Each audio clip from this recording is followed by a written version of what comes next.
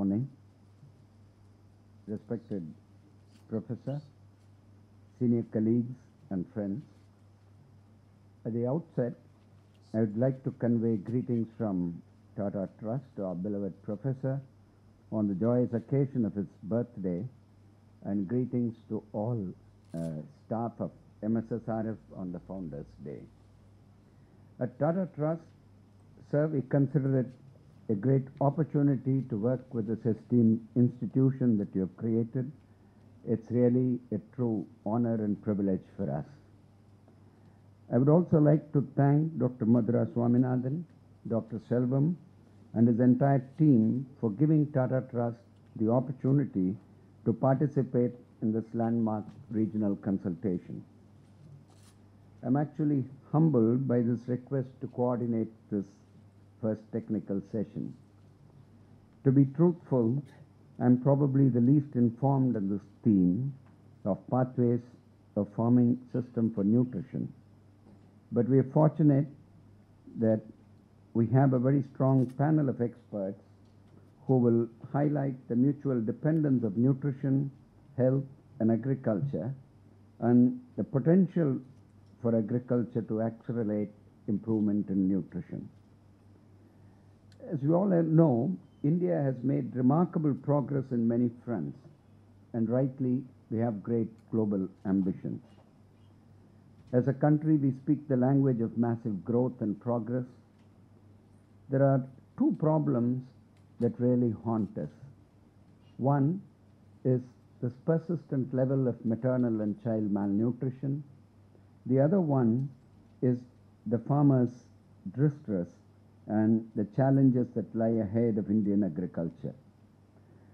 Both these problems, as we all know, are quite concentrated on the people from the low socioeconomic groups. Let's look at undernutrition in the country. We have very high rates of malnutrition, and we have such a huge population base. This combination makes India having the dubious distinction of the country with the largest number of stunted, wasted, underweight children in the world. It's not that we haven't made progress.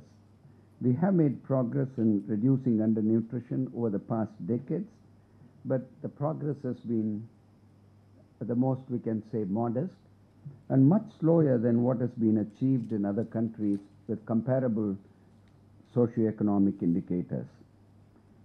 While the aggregate levels of undernutrition are as such shockingly high, the aggregate country statistics actually hides more than what it reveals.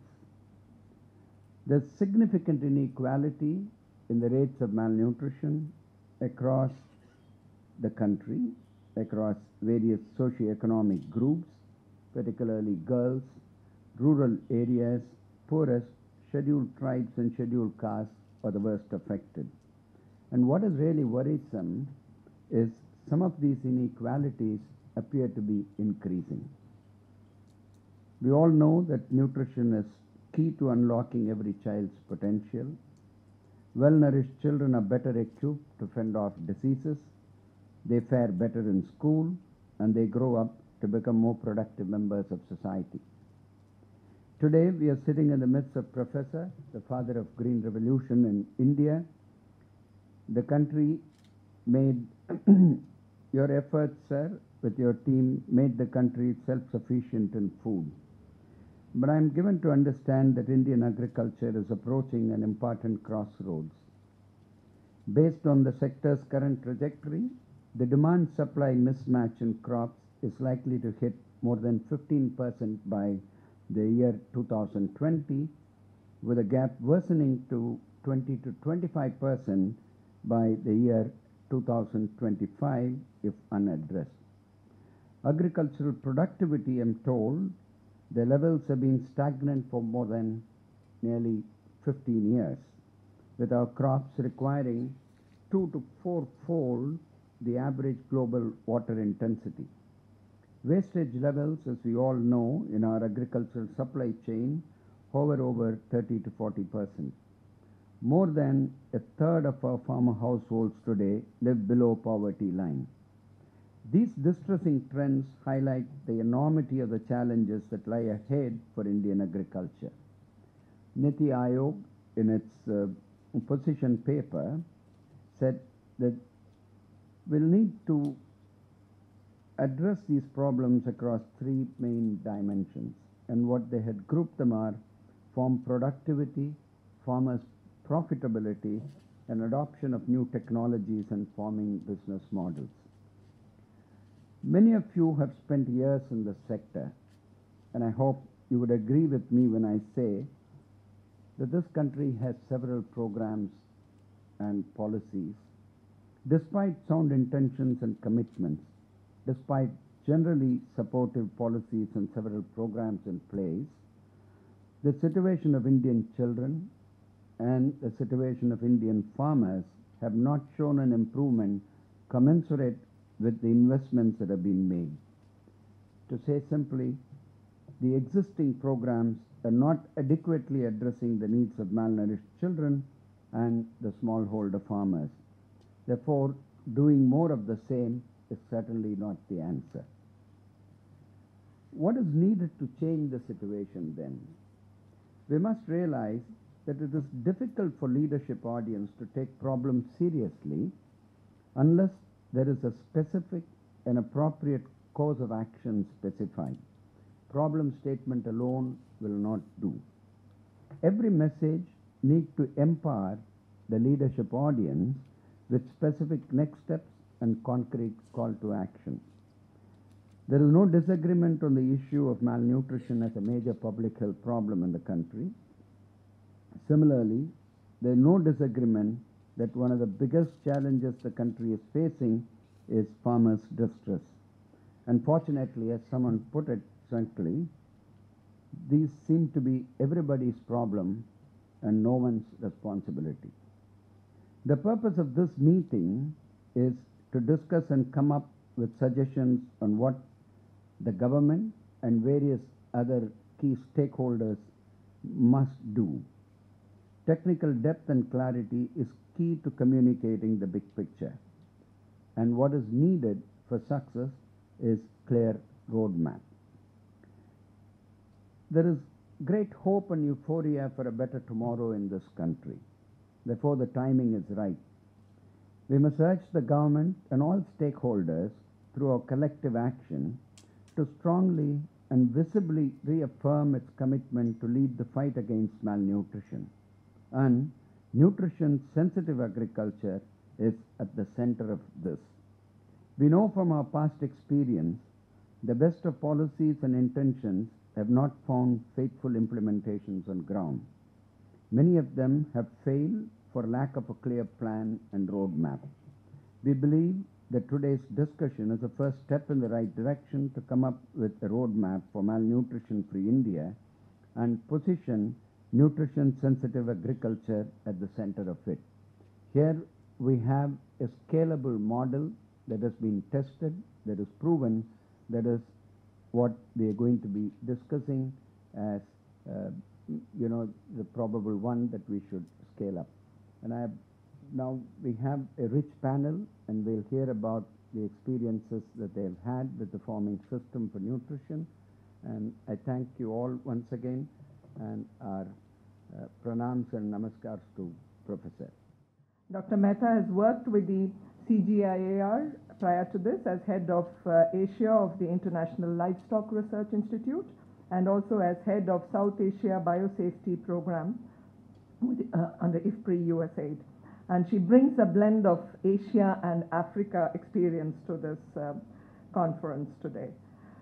She's on the board of several organizations, including International Alliance for Ecology and Health Canada and the International Center for Rural Agriculture, the Netherlands. She's been closely associated with several programs on Agriculture Nutrition Alliance, and including being on the steering committee of TARINA, a Tata Cornell initiative on food systems, and the BMGF Tata Trust joint platform on agriculture nutrition policies. Dr. Puri. Thank you very much, Dr. Bhavani, and thank you very much, Dr. Shankar, the chair of the session, and my sincere regards to you, Professor Swaminathan.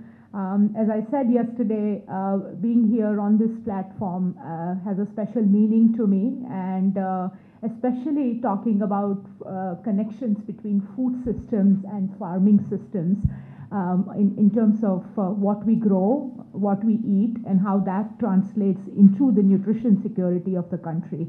Again, it is a very, very important part of the Gates Foundation, especially the India Agriculture Investment Strategy.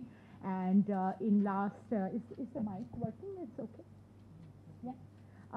In last 1.5 years, we have sort of launched 6 large programs on this topic, where agriculture and nutrition comes together. That includes some of the programs on crop diversification, crop livestock mixed farming system, some of the policy level work, including in partnership with the Tata Trust, the program that's led by Dr. Shankar here. So several of them. So this is a very important topic for us as the foundation as well.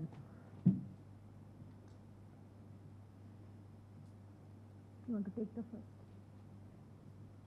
I did not want to focus on diagnosing the problem, because I think yesterday there were several presentations that spoke about why nutrition is such a challenge and why we need to work on that. So I don't want to have the same message and diagnose the problem. I wanted to go straight into how the agriculture system, why as we sitting in this predominantly agriculture institute talking so much about nutrition. So I wanted to talk about the linkages between agriculture and nutrition, and I also wanted to sort of as the first speaker of the technical session, I also wanted to sort of flag a few issues that we could take up collectively and jointly. India, of course, as it was said yesterday, is one of the topmost in terms of its burden of malnutrition.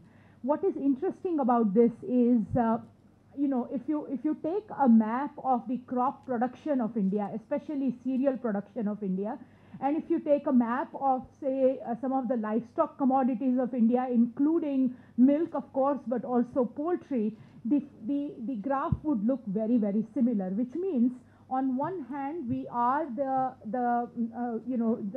a country that hosts the largest number of undernutrient people in the world. But on the other hand, the graphs of our agriculture production, I would not say productivity, but agriculture production also indicates that we are one of the largest producer of food in the world. So that is the basis, I think, of this whole discussion and the paradox, as a few people yesterday indicated. Interestingly enough, the burden of undernutrition is much more in rural areas than in urban India. If you look at it from an agriculture perspective, this also means that the largest number of malnutrient people in India also happen to be people who are dependent on farming or agriculture. So on one hand, we host the world's largest number of malnutrient people, but on the other hand, among the malnutrient people of India, the largest number of them happens to be people who are farmers. And of course, the burden of this is much more on women. What causes malnutrition? Why is it such a large problem in a country like India? It is not just agriculture, it is a huge puzzle, right? There are a large number of factors that contribute to the undernutrition levels of this country. Sanitation being one of the very important factor, the health infrastructure being another one, the genetic makeup of people being another one. India also hosts several communities like the Baria community, for example, where the genetic makeup is such where iron absorption anyway is less. So if you give the world recommended dose of iron, this community still will remain iron deficient because of the genetic makeup. So there are a large number of factors that impact the overall malnutrient scene. However, one of the very important factor among all these large number of factors, and you know, just by solving it through agriculture or serving it through sanitation is not going to work. It is going to be, it is a rather complex web of problems, and therefore a large number of multi-sectoral effort needs to be done. However, one of the biggest, I mean, you know, as understandably so, one of the biggest factor affecting nutrition is food, and therefore food production. And therefore, while there are a large number of factors that affect malnutrition problem, you know, food affordability and food production, of course, becomes a very important part of it, and therefore the importance of agriculture into this. I said earlier about the rural population and the farming population being one of the most malnutrient communities of the country. This is also because of the high dependence of locally grown and locally sourced food. This is also one of the countries in the world where there is extremely high dependence on what they themselves grow or what their neighbors in the village grow.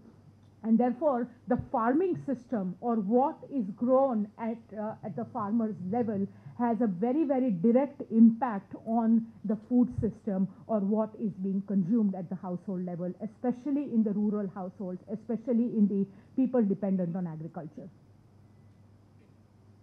So there are a number of ways in which agriculture plays an important linkage role with nutrition. It is at the household level, it is the production level, it is the child nourishment, it is the women, because, you know, especially, and this is the foundation which has done some pioneering work on that, on the sort of feminization of agriculture, high dependence and high linkage between women and nutrition and so forth. So there are a large number of micro and macro level issues which kind of impact nutrition.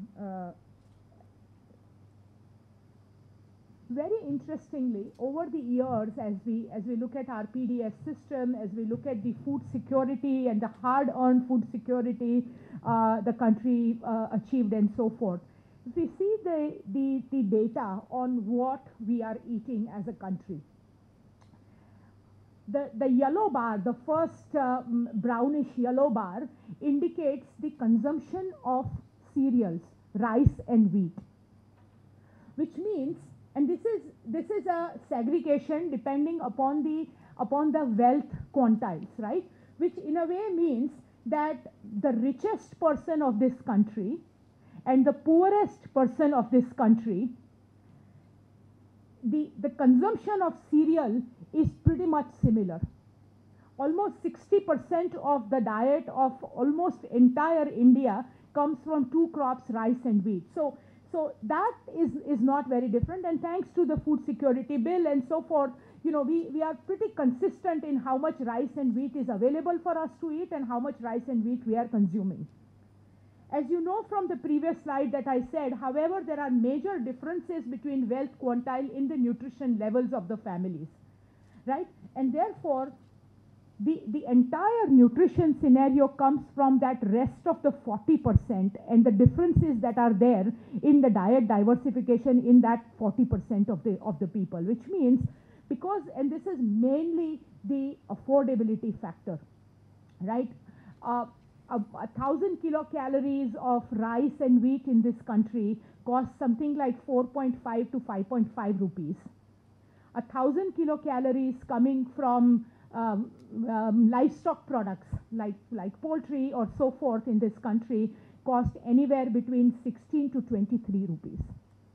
So the biggest difference, rice and wheat predominantly is quite affordable now across all wealth quantile, but the differences come from the other 40% of the food which are less affordable and less available, and that is the 40% that is really making the differences in the nutrition level at the household level.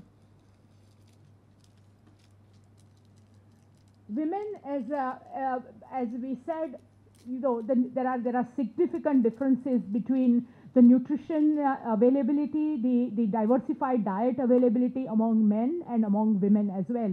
And therefore, there are a large number of programs, including Dr. Mehta is here. There are several programs that focuses especially on women education, on the gender specific. So nutrition and gender, there are strong linkages there. So from an agriculture value chain perspective, there are at every different point, as Dr. Shankar also mentioned, there are every different point, whether it is the pre-harvest part of the agriculture value chain, where you increase the production, you increase diversification into the farming system. I'm not saying just the crop diversification by adding a crop or so forth, but also bringing in that very important livestock factor, which contributes hugely not only to the nutrition level but also to the income level, which of course Dr. Hegde will speak about. So bringing in that kind of a mixed farming system, which is crop and livestock together, and aquaculture as well. But within the cropping system, for example, we have a program in Bihar area which is predominantly a legume production program, but just by using a sort of late harvest and early sowing variety of rice, we could free up something like close to 3 months of time in between the two rice cropping seasons, and that 3 months was used to take one additional crop by the farmer, which was the locally grown legume. It had a direct impact on nutrition. Adding one whole season or one whole crop had a huge impact on their income level also. So there are a large number of cropping pattern type pre-harvest work that can be done. Livestock and aquaculture, of course, can be added, this is absolutely nothing new. Historically, the farmer, especially the South Asian farmer, has been having a mixed farming system because that's their risk mitigation strategy at the farm. And of course, post-harvest, as Dr. Shankar said, we are losing close to 30% into the post-harvest handling, and all those kind of things together impact our food prices, affordability, and availability of food. Investing into nutrition, according to me, is an extremely high return business proposition. $1 invested in nutrition today, according to the bank's study, says it can give you 34% or $34 of return. This is a huge, and some time ago at the Niti Aayog forum, when I was giving a talk on Agriculture Nutrition Alliance, somebody said, all these things looks very good, but these things look very good on PowerPoint. Does it ever happen? And therefore I decided to add the next slide, which says yes, it can happen. I think within India also there are various examples where we have been able to bring up the nutrition level. We have been able to bring up overall the malnutrient, the child deaths especially. However, there are several countries such as Brazil, for example, the whole vitamin A campaign, the global vitamin A campaign, salt iodization, of course, within our own country and otherwise, we have seen a large number of concrete examples where investments into nutrition has really paid off, and I think it is just a question of a little more focused effort on that. I just wanted to very quickly talk about some of the three, what do we do, especially as we have a cross-section of stakeholders here. Of course, from a production side, there are a large number of things. R&D, there is very little. I think and I can say this as an Indian agriculture scientist and perhaps get by it, but at least 90% of our agriculture efforts from a public sector perspective has been focused toward productivity gain, right? How do you evaluate a success of an agriculture program? You evaluate the success of an agriculture program as to how much productivity was increased or how much production was increased. We have hardly paid any attention to the value-added traits of our production programs or our farming system. There is a huge gap in terms of developing the traits which are not only productivity oriented but also nutrition oriented. Out of the large number of rice varieties that we have, for example, because our thrust so far was really food security, we selected the traits and we selected the varieties, or we selected the genomes which were giving us higher productivity. I think now is the time to build in that into our agriculture selection processes and bring in nutrition as one of the important traits into it. Because within the cereal, as I said earlier, 60% of our diet anyway comes from cereal. So just talking about diversification, asking people to shift from cereal to something else is not going to work that fast. And therefore, value adding to the cereals, whether it is biofortification, as Maria will talk about, whether it is crop diversification, or whether it is selecting those varieties which are not only high yielding but also higher in its nutrition value. I think there is a huge work to be done then. And as Professor Swaminathan, one of his slides yesterday said, technologies, including transgenic technologies, which are which have promises for this country on nutrition enhanced traits. I think we as a country need to be a bit more open towards that. I have lost my slide. Okay.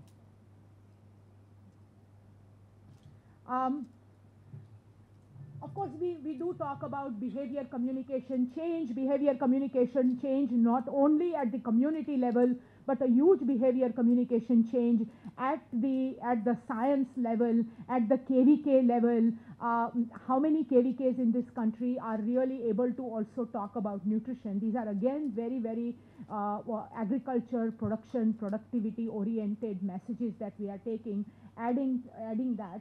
Agriculture university curriculums. Last year, as we were developing some of our nutrition program, we did a sort of a back of the envelope study and looked at the agriculture university curriculum from 11 agriculture universities across this country. None of them had any food system type discussion into it. I think adding that into the agriculture curriculum becomes extremely important.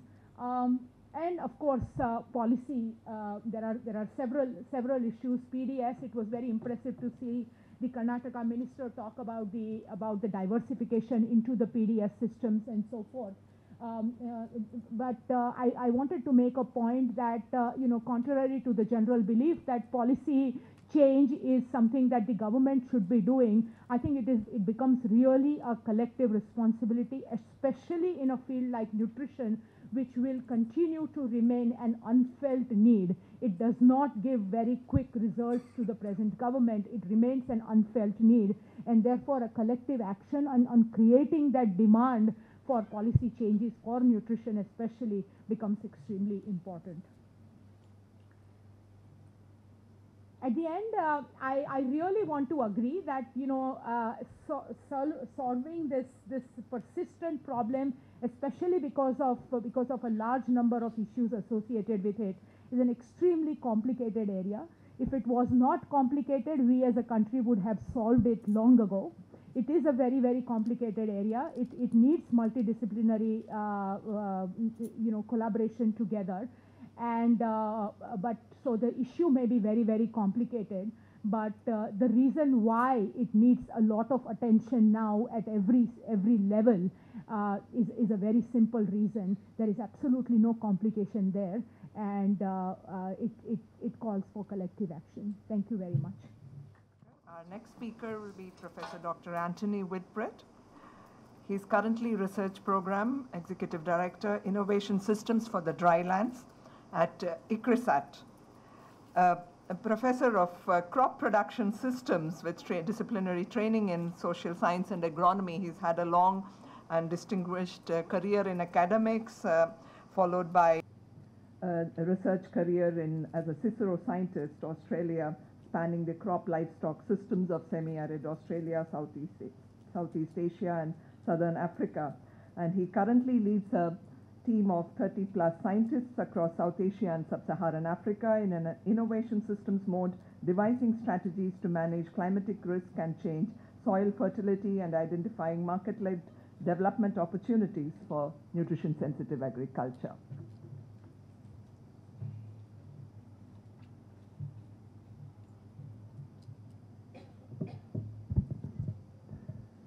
Thank you very much.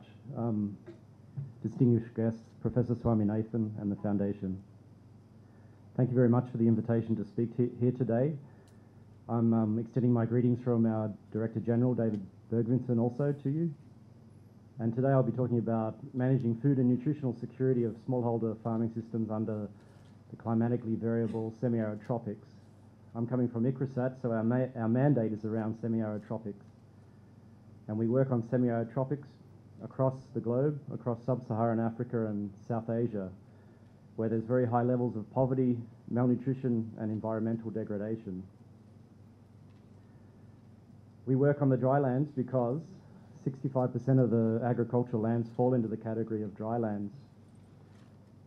Almost a third of our population, world population, falls in the drylands, and the majority of the poorest of the poor live in the drylands, with at least a third of these relying on agricultural activities for their livelihoods. Unfortunately, which we've heard many times over the last 2 days, a large number of children in the drylands, something like 42% in South Asia, are malnourished or stunted, and in Sub-Saharan Africa that's around 27%. So the drylands are where many of these issues are most acute. I think many people know what Ecoset does. It's one of the CGIAR centres, and our mandate has been very much the agro ecology of the drylands. And we particularly work on the germplasm and the crop improvement of some of the key crops that will solve some of these nutritional problems and some of these issues around resilience. And these are going to be referred to as smart foods, and Joanna Kane-Pataka will talk about these on Wednesday. But we work very much on sorghums, groundnuts and pigeon pea, pearl millet and finger millet, and the chickpeas. Now my talk's mainly about climate risk and resilience and how that plays out in terms of livelihoods and nutrition. And I'm used to giving talks around climate change and climate variability, so I've had to weave in the nutrition aspects, which I think are a very important part of what we talk about when we talk about climate variability. The types of risks farmers face are acute in the semi-arid tropics. They affect the yields, the productivity and the quality of the material, the crops that they grow. Climate risk plays out in terms of impacts on pests and disease. Farmers face risks from markets, from input prices, and they face risks from post-harvest losses or health risks as associated with storage and processing, for instance, aflatoxins. So for me, I think, growing up in the semi-arid tropics in Australia, climate risk is a huge disincentive to investment. It causes farmers and investors to shy away from taking a chance for survival. And I think climate change is actually exacerbating these risks and these problems. Many farming systems therefore need a redesign, and I keep saying, I think I talk about designing farming systems through this talk. They need a redesign, almost a transformational change to meet future food and nutritional security needs. So these are the typical things farmers and agricultural extension officers help farmers to cope with climate risk. They're tactical decisions. They're things like timing of planting, which crop do I grow, what variety, where's my planting time, how much of my inputs will I put up front or as a top dressing, should I invest through the season in inputs. or they may change the target output, go for fodder instead of grain. And that's for all farmers, but commercial farmers in particular have some other options that I think smallholder farmers should also have access to manage risk. And these are forward selling, contracts, crop and livestock insurance mechanisms, identifying the constraints in their system and trying to manage these. But commercial farmers, particularly in my own country of Australia, they use technology and scale to cope with climate risk. And I think in future we have to do this in smallholder systems as well, but in a different way. But I think today's talk is more about strategic change in the system. How do we redesign farming systems to cope with the future challenges that incorporate what we've been talking about, nutrition and resilience?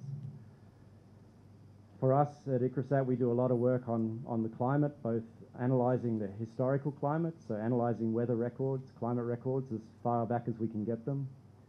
We also generate modelled predictions of the future climates, so we rely very much on models. We also work a lot in participation with farmers and industry and government to co-design, that's another design word, co-design the farm system for resilience and market opportunities. And I think government has to play, especially in this country, a huge role in the right infrastructure and the right institutions to enhance this adaptive capacity. So we're talking about, in a way, transformational change in the farming system. It's interesting to look at history and how farming systems have developed based on these things I'm talking about: climate, markets, government policies. And if we just look at Telangana, is the state where I'm based in Hyderabad, we did a climate analysis of the rainfall over the last 30 years at a Mandal level, so quite a high resolution climate analysis using a mix of measured data and gridded projected data. And here we find the left-hand figure, a base mean total amount of rainfall received during June to September, so the monsoon period, on average over the last 30 years. So quickly you see the areas that are receiving higher rainfall as the blue, and the areas that are more risky are the red in the bottom part of the figure. If you then start to tease that out and look at variability, because total rainfall is quite misleading, you start to pull out the average number of consecutive dry days in a monsoon, and when you get into the red colouring, you're talking about often an average number of 13 dry days in a monsoon period, which are mid-season droughts. And they tend to occur through these areas in the southern areas, Mabugnagar, Nalgonda, Yadari. As we further look at this data, this is historical data, we can then start developing climate risk indexes. So that kind of integrates a number of different climate factors. It would be rainfall, temperature, periods of drought during the season, soil type. And we developed this climate exposure index for the current baseline climate, so for the last average 30 years. And that's the figure on the left. And you see once again these typical areas which are often in the climate exposure, climate risk areas. These are in red. And these again run through these areas, Mabugnagar, Nagar Kunal, Nalgonda, up through to Adilabad. And so these start to tease out the inherently risky areas. And if we do then a projection for mid-century, 2050 climate change scenarios, and that's using GCM models, which is, there's a number of ways of modelling future climate change, and this is an average of many different models, we find that those areas are still there, but the climate risk extends into many new areas and starts to bring up areas through the centre of Telangana, brings in many areas along this side of the state, and it reduces some of the favourable areas that we had over this side. So these are projections what is likely or could happen in the future within the variability that we have. If we then overlay what our current farming systems are on Telangana and what the infrastructure is, it's a little bit of a complicated graph, but you see the areas which are green are rice production, paddy rice, and these more or less correspond with those irrigation schemes that are running through the centre here. You can see right up through here.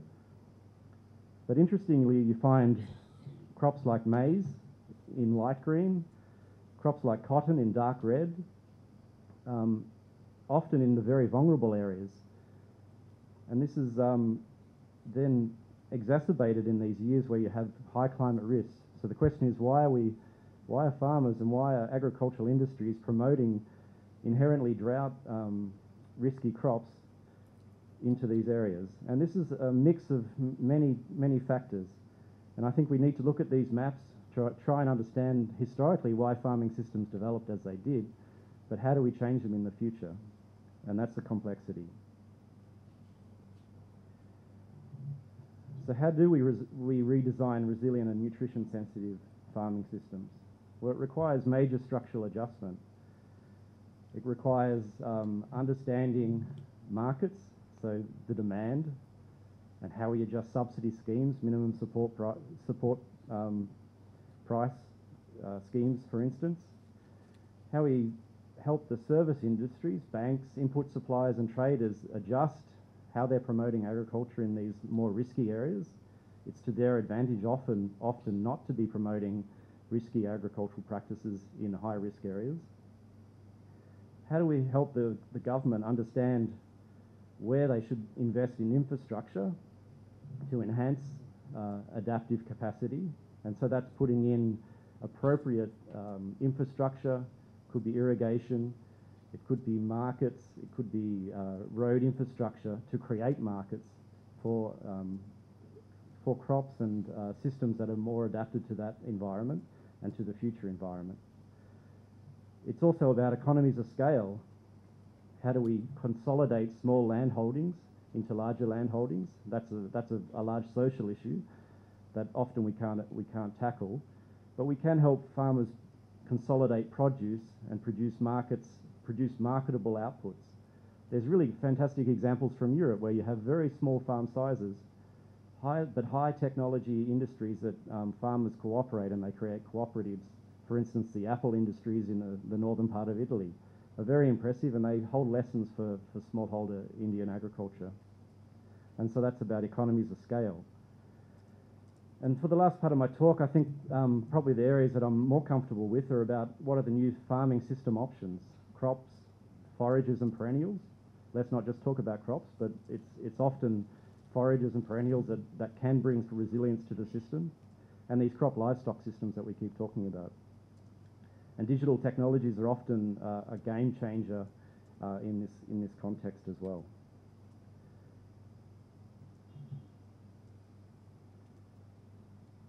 So there's a number of things we can do in terms of germplasm.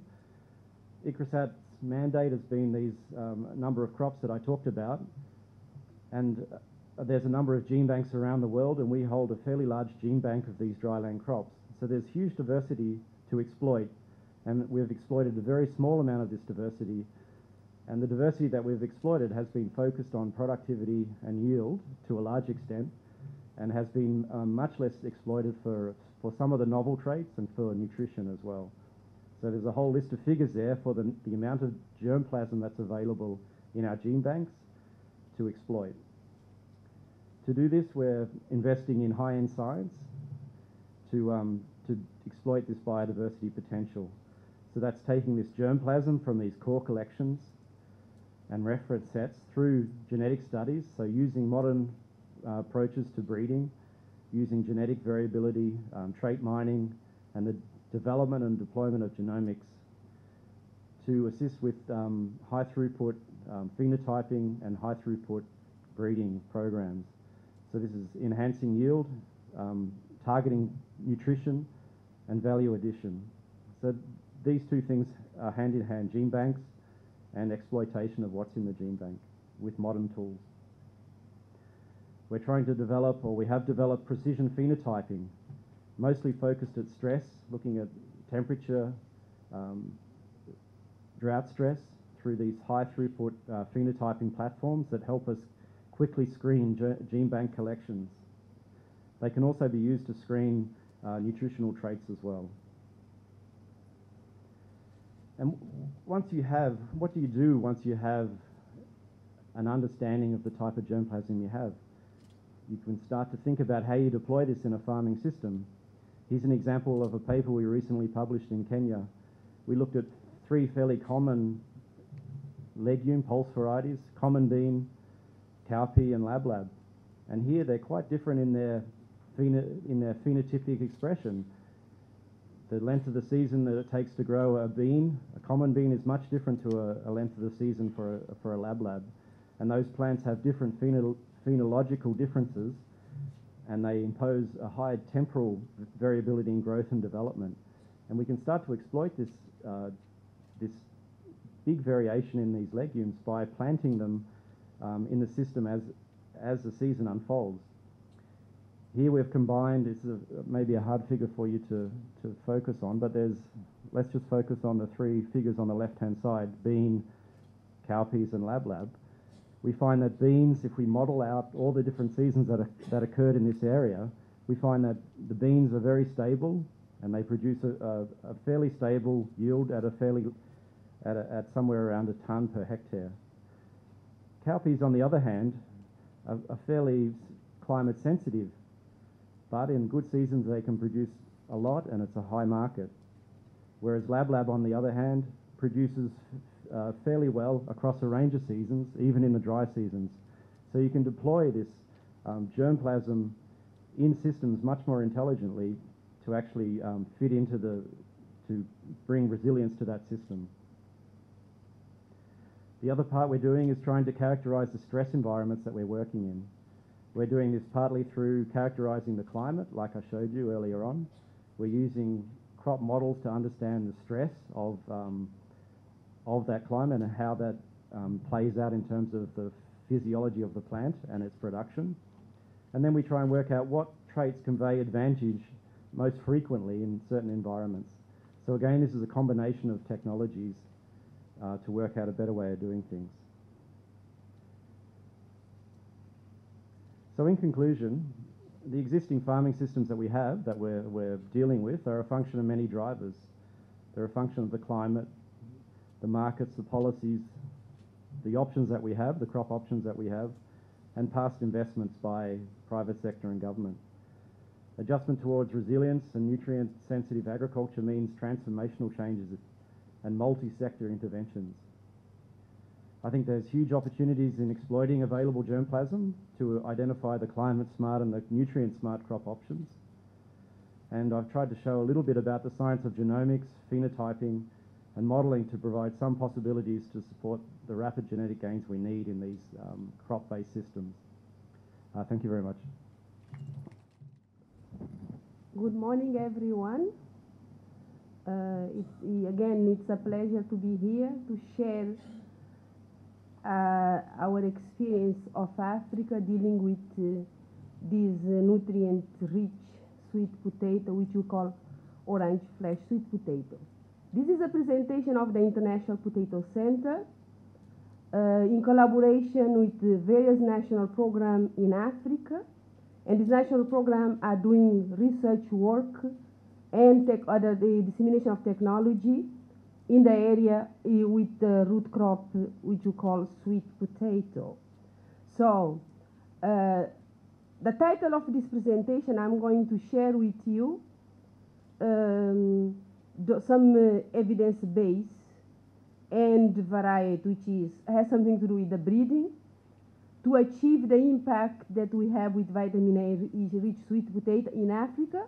But my special emphasis is the work that has been done in Mozambique. So, in my view, I'm very much interested in production to feed the people. But we no longer can talk about production, but we need to see production in a better context. Production, big production, but production with quality traits. As you all know, right now we have, this planet is having 7 billion people. 800 million are people that we consider go to bed without dinner. They are calorie deficiency. As mentioned here before, 70% of African people make their living out of agriculture. My colleague mentioned that most of them are smallholder farmers. Often they are very poor and they are malnourished. But we are in a contest right now because in 30 years to come, we need to feed 9 billion humans in this planet. If we look at this, we need to double our productivity, but we need to use our land much in a better way. To really be able to produce this food, we need 2 planets. So if right now we have a problem in 35 years, what are we going to do? So we all know, it's mentioned here, we have made progress in Africa, but we still have challenges of diet-related premature death, poor development, and the disease remains. Like it's mentioned, 43% of children in Mozambique are stunted. Only 1 out of every 10 children under 2 receive appropriate nutrients that they need to reach its potential growth. Alone, a child undernutrition in Mozambique costs 62 billion meticals, which is a local currency, and this represents 11% of the GDP. Progress has been very slow, although governments are aware that nutrition matters. We have problem with implementing projects, so we need to focus our work, shift for feeding people to nourishing them. So we need to look, in doing this, we need to look at public and private sector, civil society, and enable consumers to assess better diet. It is imperative that the policymakers, it's mentioned here, pay more attention to food system. This we are talking about farming system, all value chain, if nutrition planning is to be effectively implemented. Like it was mentioned, it is multi-sectorial, the reality is complex, so we have to really act together to really be able to feed these people, much more people that's coming in 35 years. So, but to make it even worse, drought is a problem in Southern Africa. Sometimes the productivity is low, but the drought is making it even less. Therefore, you need to integrate and align water and soil management strategy to maximize response to drought together with breeding efforts for nutrient-dense crops. We need to promote water conservation. I was very happy to see a bathroom here that says save water. And we look at water as resilient water supply. Especially when the yield is very low, we need to improve nutrient and water supplies when we have very, very low yield. We need to use our resource more efficiently. And also, above all, we need to improve our seeds. We need to improve our private sector investment. However, training, it is a must. We need to train all those in the system that are willing and speaking the same language with us. So, as you see, elimination of hunger, malnutrition requires more than transforming the production of food. We need to build resilience to natural disaster and climate change in Africa and everywhere that is prone to drought. Technology, it was mentioned it by Prof, and to boost yield is a must. We need to make with private sector to reach markets, to sell our produce. And also, we need to strengthen breaking through technologies such as climate resilient seed. These I'm talking about the sweet potato that I breed, adapt to drought conditions, that is high productive, and that can compete easily with maize. And we need above all to improve our communication. We need to communicate. We need to speak very loud because nutrition matters, productivity matters to feed this planet. So let's just put sweet potato in the contest. Sweet potato is a staple in some countries. It's a secondary crop in many countries. And many countries, about 110 countries, are producing sweet potato. And if you see, it's a very efficient crop. We consider sweet potato produce more calorie per unit than any other crop. The variety we have is very highly productive, but they can be more. And we consider it a classical food security. And when you talk about orange fly sweet potato, it's also a nutrition security crop. So what else do you need? Again, it's interesting. The diversity in sweet potato is giant. One seed can be a potential variety. You can screen for anything you want because it's exploited in nature. So, the uses and the market. Right now we're exploring the use of mashed orange flesh sweet potato for bakery. And also it's used for animal feed in Asia. And in China also it's eaten. They are selecting for stems and leaves to fry and to be just like young bean pod. And in Africa we are mixing 40% of our orange flesh sweet potato puree with 60% of wheat flour, especially in Mozambique, to make what we call golden bread. And many countries in Africa are not producing wheat. So this is very good for our economy because sweet potato is locally grown. So there is a lot of potential in this crop that could be invested besides others that I'm not mentioning here. But again, my talk is orange flesh sweet potato. That is what I know. It's the model of biofortified crop with a visible trait. Children love those colors. And it's a source of vitamins and minerals. But when we're talking about orange flesh sweet potato, it's a big source of beta carotene. You know, the thing is, you don't need a big sweet potato root. You need a root of 100 grams. 100-gram root has vitamin A enough to fulfill the daily requirement of an under 5. Also, if you are to feed a family of 6, you have a family of 6, you don't need a big area to grow sweet potato. You only need 400 square meters per year. So this is not a huge investment. All we need is to plan and to be able to deliver this food at the table where we mostly need, which are basically the smallholder farmers and the poor people of Africa and several other countries. Evidence at community level indicates that sweet potato can contribute for 35% of vitamin A intake, and evidence also shows that there was a decline in prevalence of vitamin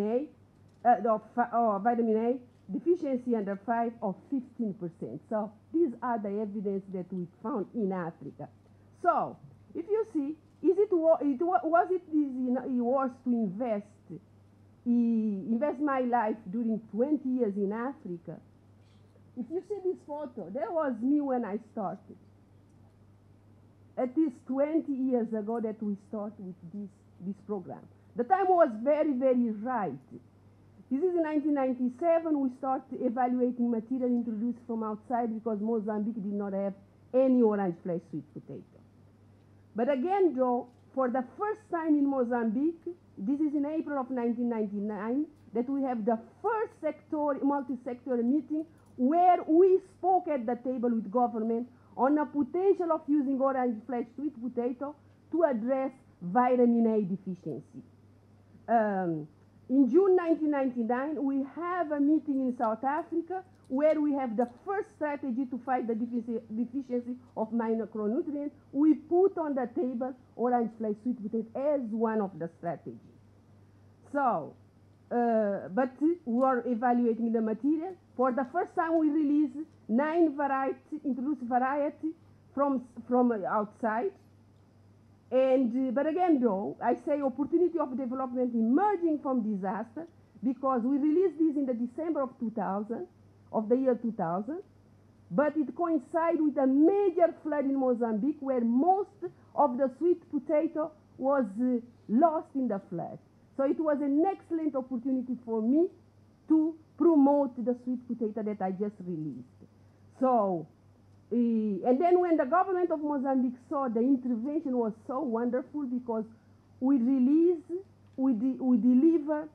this material to over 100,000 farmers in the matter of 5 months. The government of Mozambique put a lot of money in my hand to also use cassava and sweet potato to disseminate it to the people in the flood and drought affected region. So, but we continue with our investigation because we need, you know, as a breeder, the pump is still, can go and go. You never stop. But at the same time, together with my colleague, we got a grant from we call it from Micronutrient Initiative, Rockefeller Foundation, to really have a proof of concept that if indeed, if we feed the children with a vitamin A rich sweet potato, we can make an impact in these children. So he moved into very remote area, start working with 400 children and female, and to look what is going on. While I am in another side, breeding for drought, because we realize like the drought of 2005, the material that was introduced from outside, it was not adapted to Mozambique. We realized we need to breed for Mozambique with a spillover effect in those countries which we consider drought-prone area. Like you see, and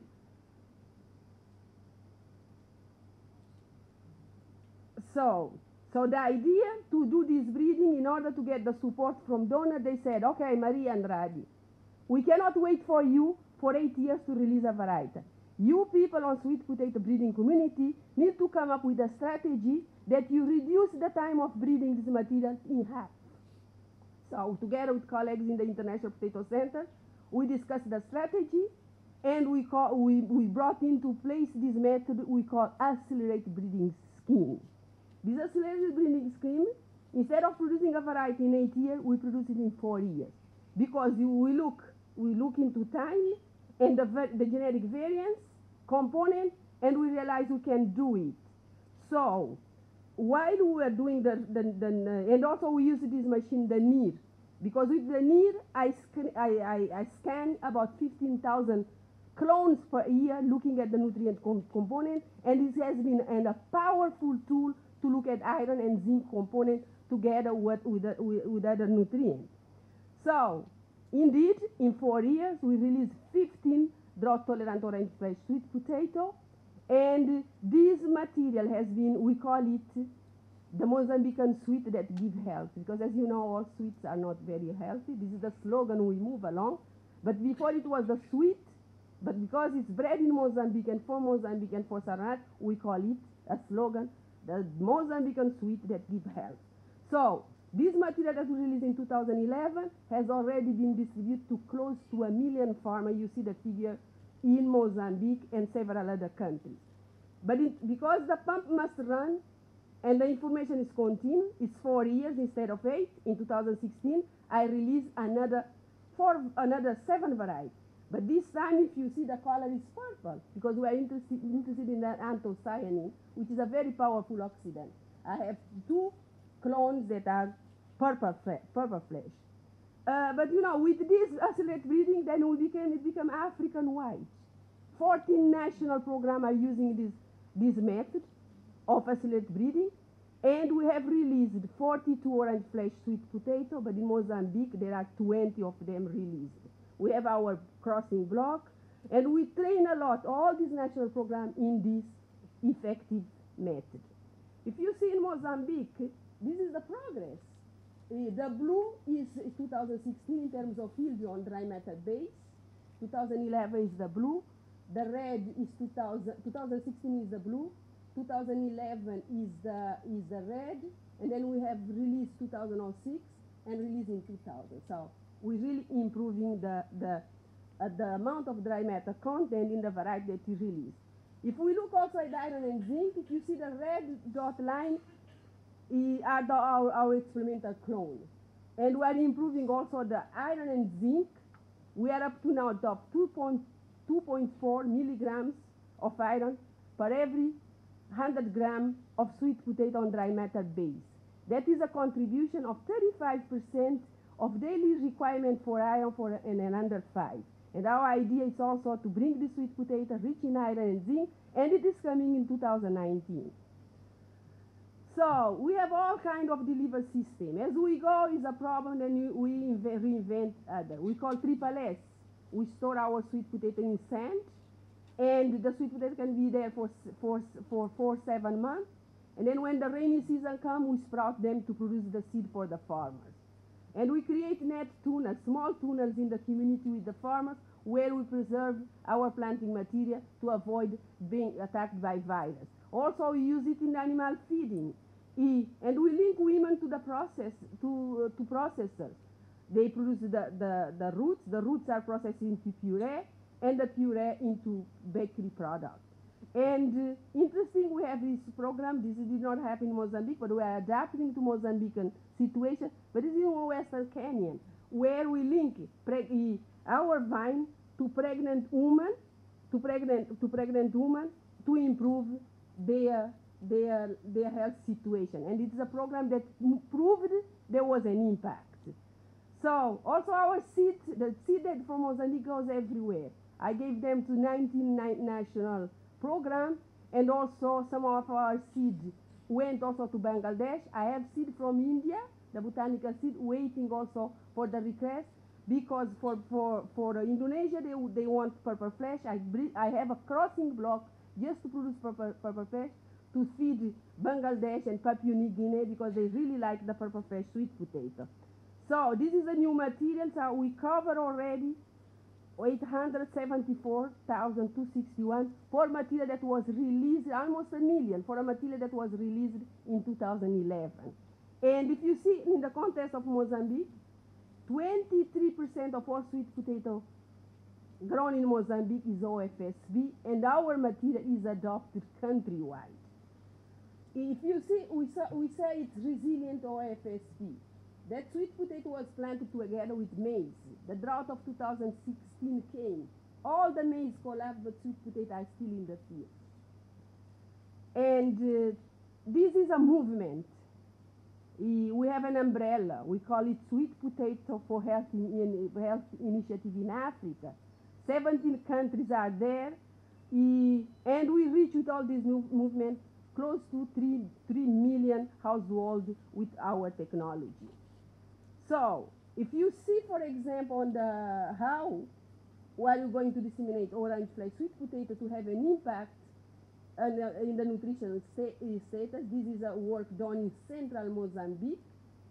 And to summarize this, we're looking for the impact. But this is a program that we call is a very intensive program, combined with demand creation of food rich in vitamin A, to change the food habit in children under 5. So we use all these conceptual framework. If we assess improved planting material, you substitute this planting material with the white flesh that is there, because this is orange flesh sweet potato. You can produce more calorie and beta carotene per hectare, and this is going to increase young child intake of calorie of vitamin A, and this is going to have an improved young child vitamin A. But this is an integrated program. Not only this, but you also have to have comprehensive training in the village, comprehensive nutrition education, together also with some market component to make it sustainable, because it is an integrated program. So what is the result? Our results show that orange flesh sweet potato contribute 35% of vitamin A intake and 6% of energy, and that was a decrease of 15% in prevalence of vitamin A along our target group. So this is an evidence that we can use sweet potato with this visible trait to address vitamin A deficiency in this community where women are growing this thing. But you know, our strength is demand creation, promotion, community theater, promotion linked with commercialization, processed food products.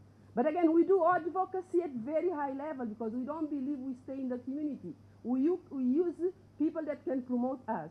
This, for example, was a very interesting visit that we have from the U.S. former Deputy Secretary of State that came to us.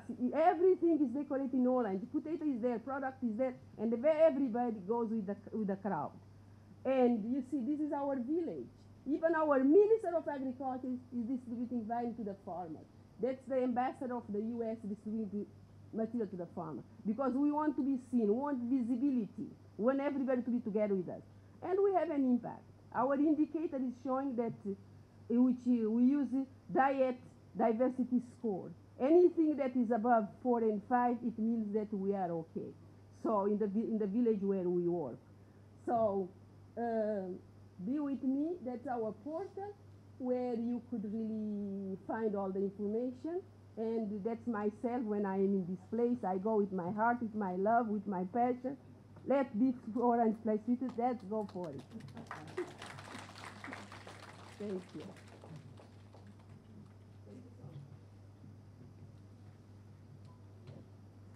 Thank you, Dr. Andrade. There's so much of passion, commitment. In fact, with this eminent panel here, I really wish we had more time to go on and listen to all of them. But we need to move on. And the last speaker in this session is Dr. Narayan Hegde.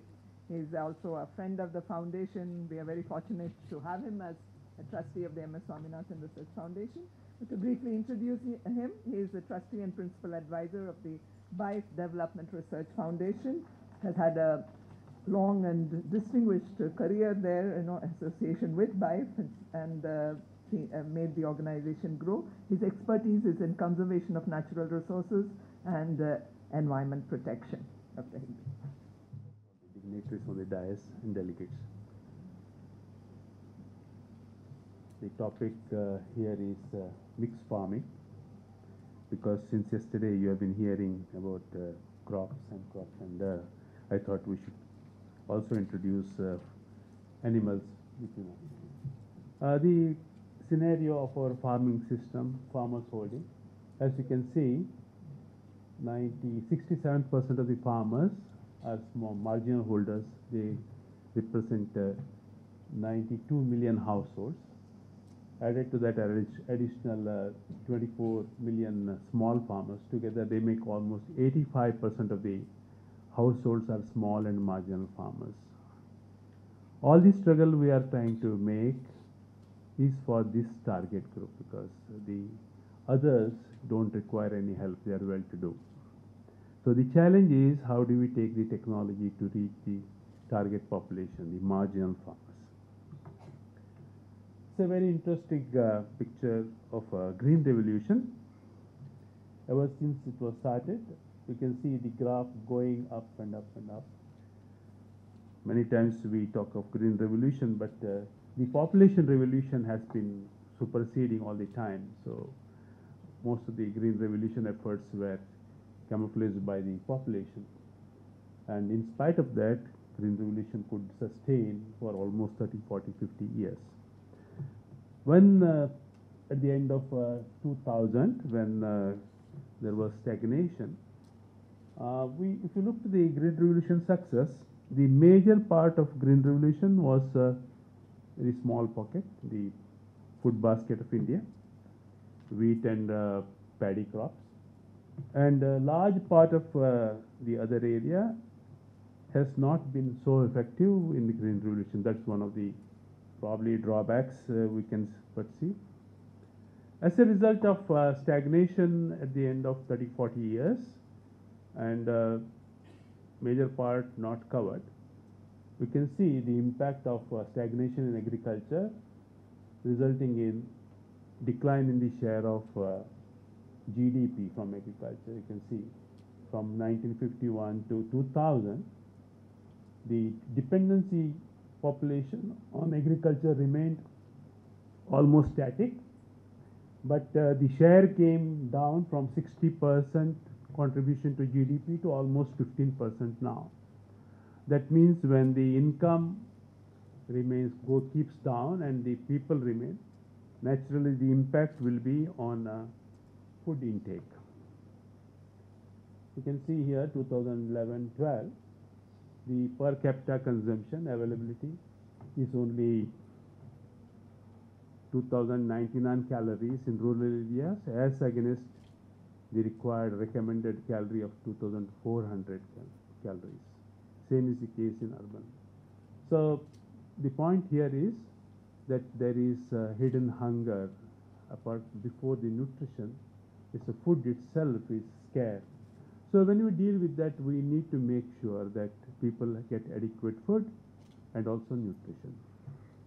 Hence, it's necessary it's prudent to combine both these strategies together if you want to be successful. This graph indicates the problem of our poverty. The ecological map says that, and the circle is the most poor states in the country. Chhattisgarh, Jharkhand, Bihar, Odisha, MP, these are the ones where poverty is to the extent more than 30% in the villages, against the all India poverty of 21%.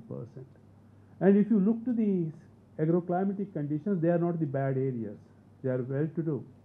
So that means there are something other factors other than the agroclimatic conditions which are affecting our agricultural production. Problems of the poor farmers, as you have been always hearing.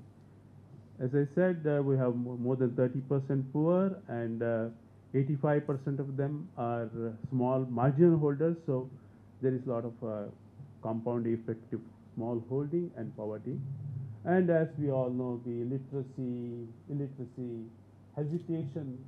When you want to talk of new technology, these are the factors we need to keep in mind, that small farmers, they are illiterate, many of them, lack of awareness, hesitation, lack of confidence, poor quality land and water, poor access to input and credit, lack of reliable technical guidance is very important thing. We call by mentoring is very important. It's not enough to give them the technology. You need to go and follow up with them as to see whether the technology adoption has any problem.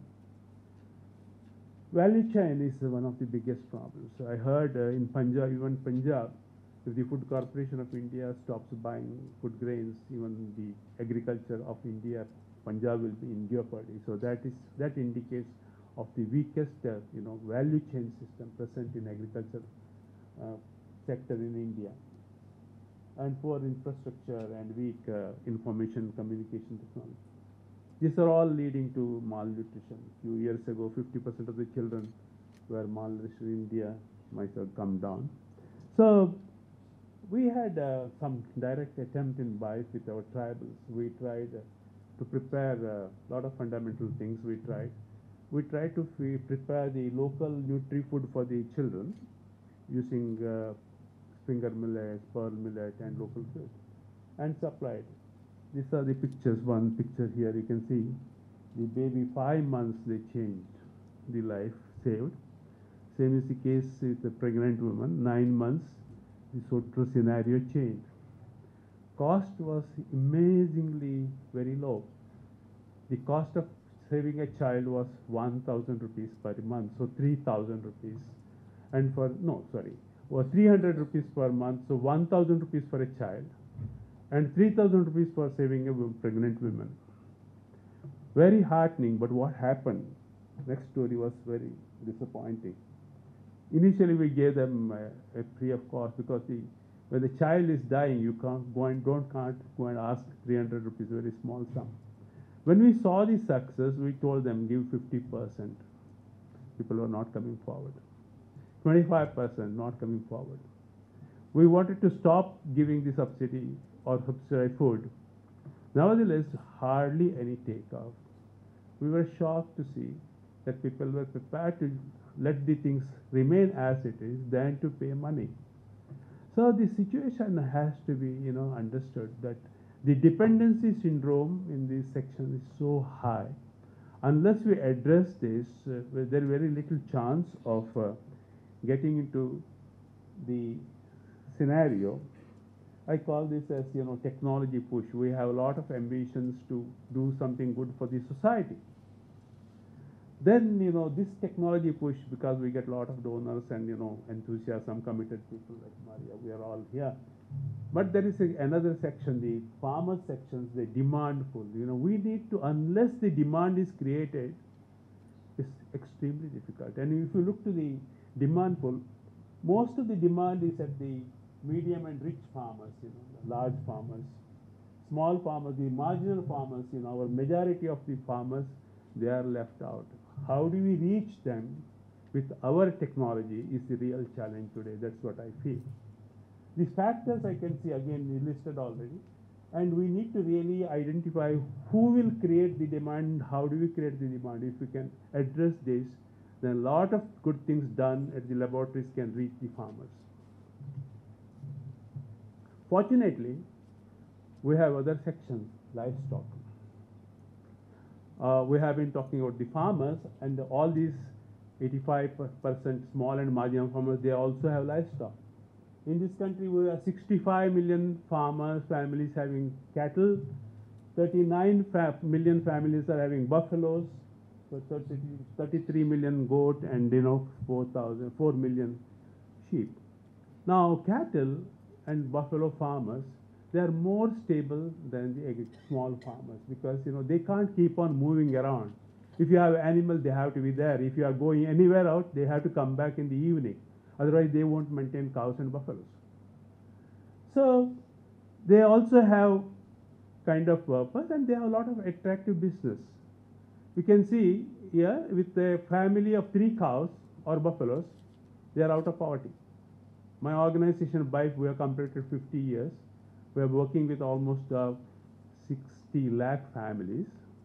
And we can see that with 3 cows, a family can earn 45 to 50, 60. We have cases where they earn like 100,000 rupees. And the gestation period, we don't distribute cows. We make the cows to produce better quality animals, and in 3 to 4 years. When you go to goats and sheep, gestation period is very short. Only 12 to 18 months, they can make 30,000 rupees, 40,000 rupees. And supplementary income from poultry and piggeries can also come. So this has, we have also good breeds of Indian in origin. We have buffaloes, extremely nice buffaloes in India.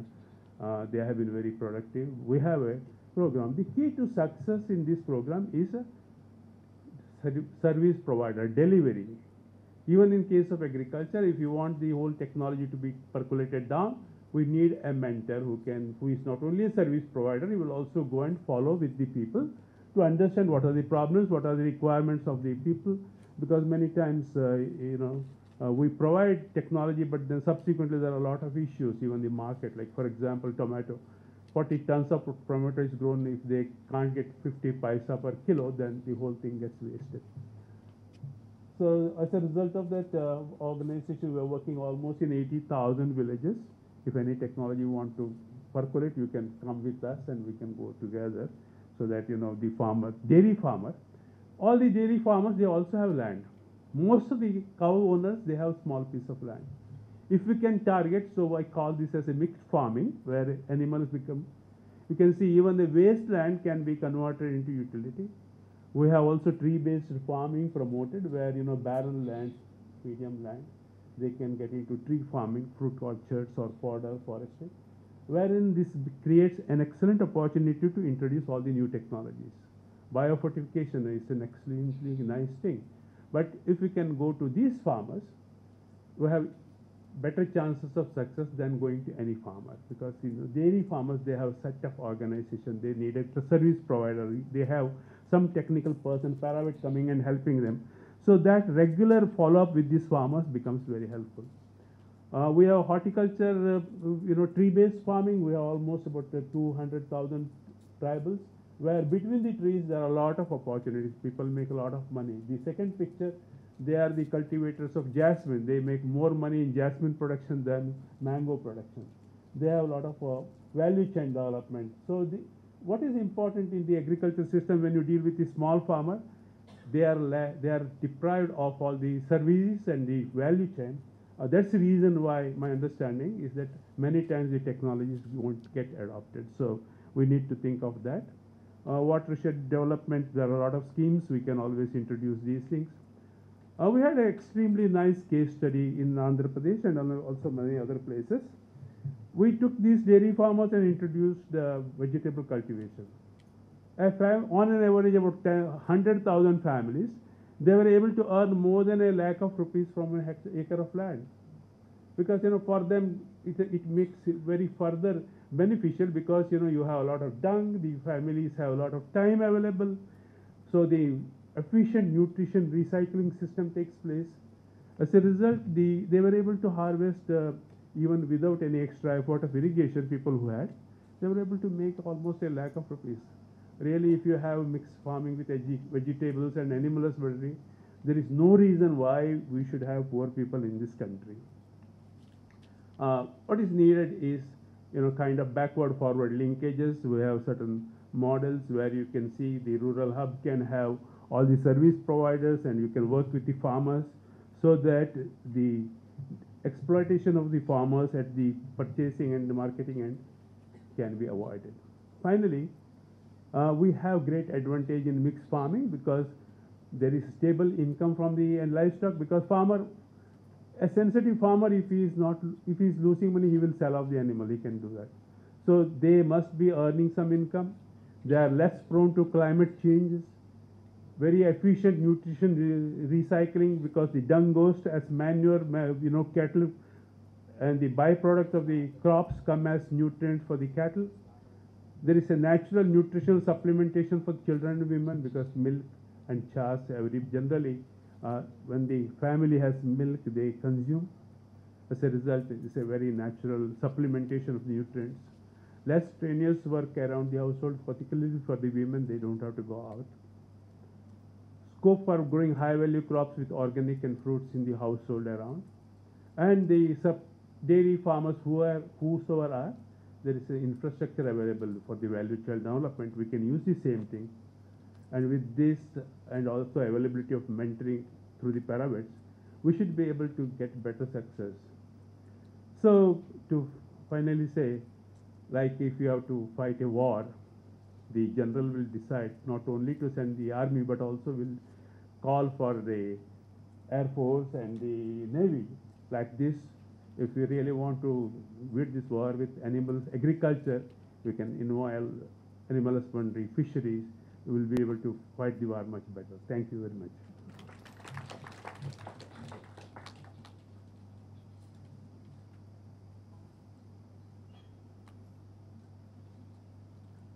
I'd really like to thank all the speakers. I'm told that we have just about 10 minutes before we break for tea. So we'll just invite some questions from the floor. Yes, sir, identify yourself, and if you want to ask any one of the speakers in particular, please point the question to that person. So we all know that the OFSP gives vitamin A primarily through beta-carotene, which is a beta cursor for vitamin A. Now, the preparation of the sweet potato as a food by either cooking or roasting or frying or baking, there are different methods of preparing the sweet potato as a dish. What is, in your opinion, the best way of preparing sweet potato as a diet, which will retain most of the beta-carotene, which will further lead to vitamin A increase? And now, also I would like to know, is there any factor which will affect the bioavailability of this vitamin A into the system of the human being by any other medium? Thank you. Thank you very much for the question on the best way to prepare sweet potato in a way not to lose the beta-carotene content. Usually, the bioavailability of boiled sweet potato is the best. That is why we recommend in Africa, or in all those bakery products, the use of puree. You boil the sweet potato and you make it into puree, and this is the ingredient that goes into bread, into juice, into cake, and biscuit, several products. The research we did with the processing the sweet potato into flour, it's not cost effective, because for us to produce 1 kilogram of sweet potato flour, we need roughly about 3.5 kilograms to 4 kilograms of orange flesh sweet potato roots. If the farmers are selling the sweet potato fresh at very high prime price, there is no incentive to, for example, they sell it at this moment about close to $1 a kilogram.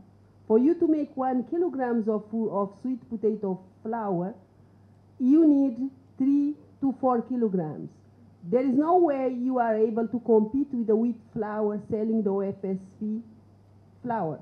Although we know that through the process, this flour can only be stored at 3 months, because there is a loss of vitamin A. So we recommend to use it as a puree, but most people are eating it boiled and roasted. But there are very also sophisticated bakery products like that those agro-processors are doing, like even creme brulee, sweet potato, orange flesh sweet potato cheesecake, the ice cream, the golden bread, the sweet potato juice. They are all being processed, but all with the puree. Thank you. Just, I wanted to share some of the views with Madam Purvi Mehta, but she told farming communities what they grow, they eat, and they are more vulnerable for the nutrition, deficiencies and minerals. But we did conduct on behalf of the Biodiversity International 2 farming systems. One is affluent farming system, another is a traditional farming system. Where in the traditional farming system we have selected about 4 tribal groups with central India and also in Western Ghats, Rajasthan, and some of the Gujarat areas. But in a traditional system, where the large number of the crop diversity is available, what they grow and what they eat, there is a nutrition balance. But only in the case of the affluent farming system, where the new varieties have come up, that is 100% I agree with you. So this difference can be brought back. So traditional system, in terms of biodiverse crops to be grown, will definitely meet this one. And we have made a relation between what they grow, what they eat, what they sell, and the health. So the traditional system, where food diversity is more towards the crop, this is what I just wanted to say over the findings of our survey, madam. Thank you. You concluded with the right concern about public action. And we need to build further on the different challenges of public action. For example, both the issue of political formation as well as the challenge of consciousness transformation. I am wondering what your foundation and other groups are doing in creating a public pressure for awareness about nutrition. Why is that in the Indian political agenda, for example, there is very little emphasis on nutrition? And this ties to, in terms of consciousness transformation, this ties to the very important work of Dr. Maria, when you mentioned that along with many strategies, you are doing community theater. So if you could tell us a little bit about community theater as a vehicle of public education and consciousness transformation. My second query is to Dr. Hegde. You described this scenario of taking intervention, but what happened when these people didn't want to pay? You described the problem of dependency syndrome. So one is wondering whether you took any further creative action to transform this dependency syndrome into a possible frame of interdependence, or what could be done in this context. Thank you very much. I think there were 2 questions. One is on the production system, and that often translating into nutrition much more in highlands and so forth, and not so much in the commercial farm. That's really a fact, you know.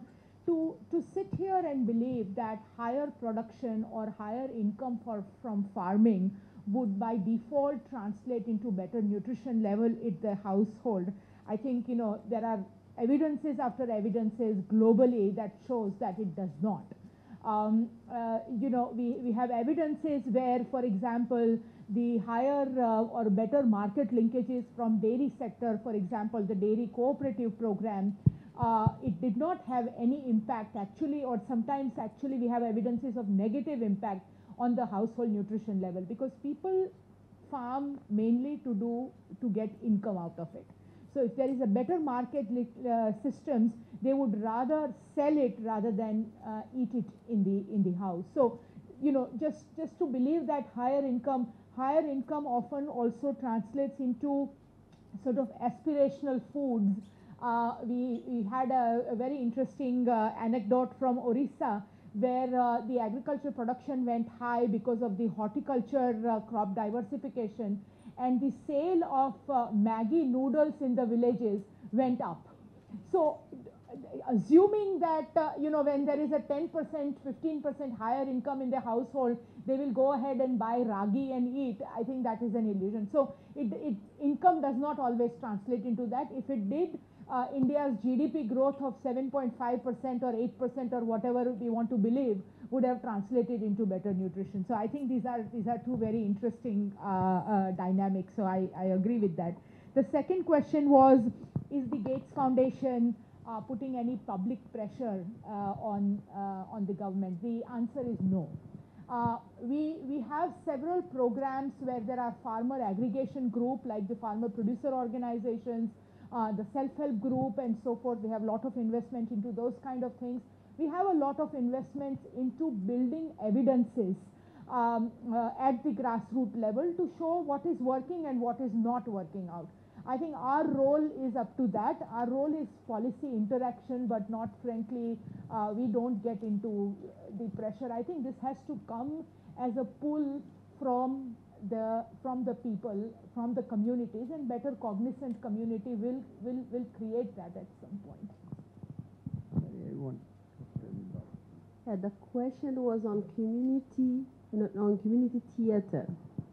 So I'm talking about a community in a remote area where most of those farmers, being them female or male, they don't have formal education.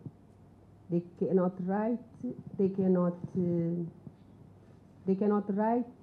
So therefore, community theater has been a powerful tool to pass message.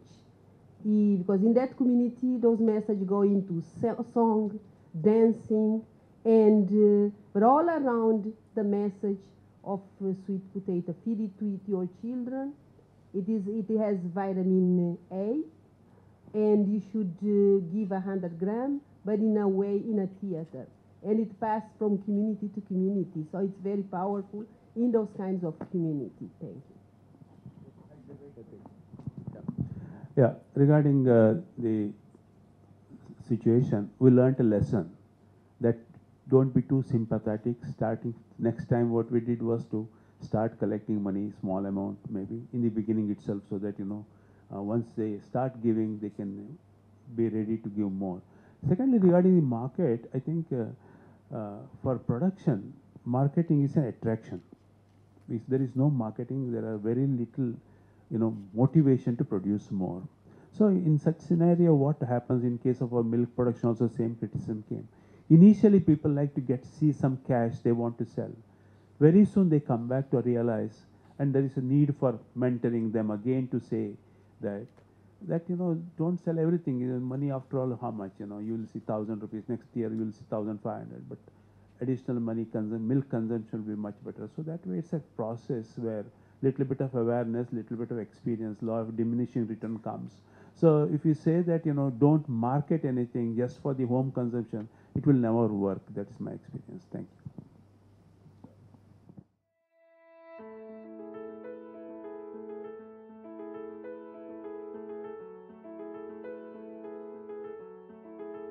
Dr. Patil is the India Advisor, India Morocco Food Legumes Project Initiative, and former Chairman Government of Karnataka Krishi Mission. He was Director IARI, and prior to that he was Vice Chancellor, University of Agricultural Sciences, Harvard. He's guided a number of students and has developed many hybrids and high-yielding varieties in different crops, and has several publications to his credit. Dr. Patil.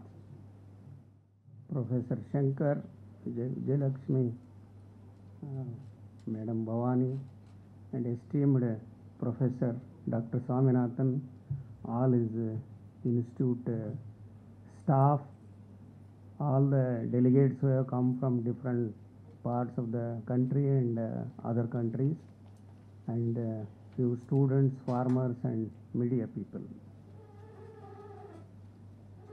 So the Swaminathan Foundation every year, as you know, puts some theme and has a international dialogue, and we make few recommendations and then start new miles for the research program. That is how probably more than 1,000 projects the institute has operated, and brought a lot of changes in the scenario of Indian agriculture. Likewise, LANSA, the project on nutrition, has created a lot of impact on the society, on the nutrition education. So today we have this convergence and conference on nutrition pathways through agriculture and nutrition. So all of us, I do not want to bore you with the statistics of Millennium Goals, then sustainable goals, goal number 2. I don't know whether we will reach the goal or not, but we talk always about the goals, although the period stipulated is 2050. So the policy issues I will touch in a very humorous way. How many of you sitting here have really nutrition knowledge to maintain your own physiology? I doubt very much, because at least I am confused with the oil brands which are coming in the market so much that probably finally what we eat we don't know. So this is a very complex subject. Probably NIN director is here. He will be able to clarify in his speech whether we really eat right oil or not. Similarly, so although everybody says that we have to eat more pulses, this and this, and one day when you eat pulse, you know what happens to your digestive system. So finally we end up with idli dosa in south and chapati in north. So but very difficult to change these food habits, but we talk hours together on nutrition. So what about other things? So we are, most of us, you know that how many vegetables use, how many grams, how many things, we don't know. We eat whatever is prepared by our wives. So that is the final thing. If you are out, whatever is given in the hotel. But how much literature conscious you are about your own nutrition and your own physiology, your own body weight? This is a big question. So you evaluate yourself, are you right nutritionally, you are all right? So this is one policy where nutrition education has to reach to the ground level through whatever media. I think very nicely they have films and YouTubes and educate, including yourself. You have to be educated about nutrition. This should be the first policy in the country. So the other thing is, many research stations abroad, here, we have evaluated our things and we said this is the content. I think NIN has a published book on nutritional things of almost all plant species which are otherwise edible. So similarly, are you in a position to have all those things in everyday diet? So selenium to copper, whether you are incorporating them. So that means that there is some gap in our education system, whether we can include nutrition in the syllabus of the primary schools. This can be a first and foremost policy which can go really to change. So I will tell some. So when Ghajini Muhammad attacked our temple in Junagadh, Somnath temple 13 times, so he was laughing at people who were pouring milk on the Shivalinga, thousands of liters and flowing into the nearby sea and river. He said if these people were to drink this milk, they would have definitely defeated us. So vis-a-vis this, whether we are really capable of maintaining our body with the real good nutrition, what is required. We talk too much.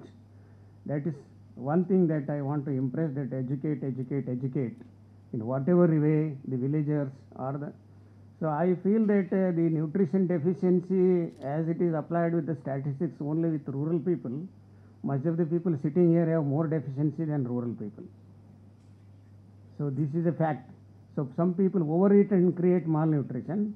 Some people eat bad things and create malnutrition.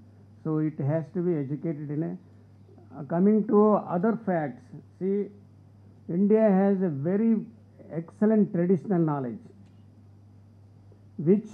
by which if it is subjected to real chemistry and preparing medicines and putting in the international market, India could have led America in front.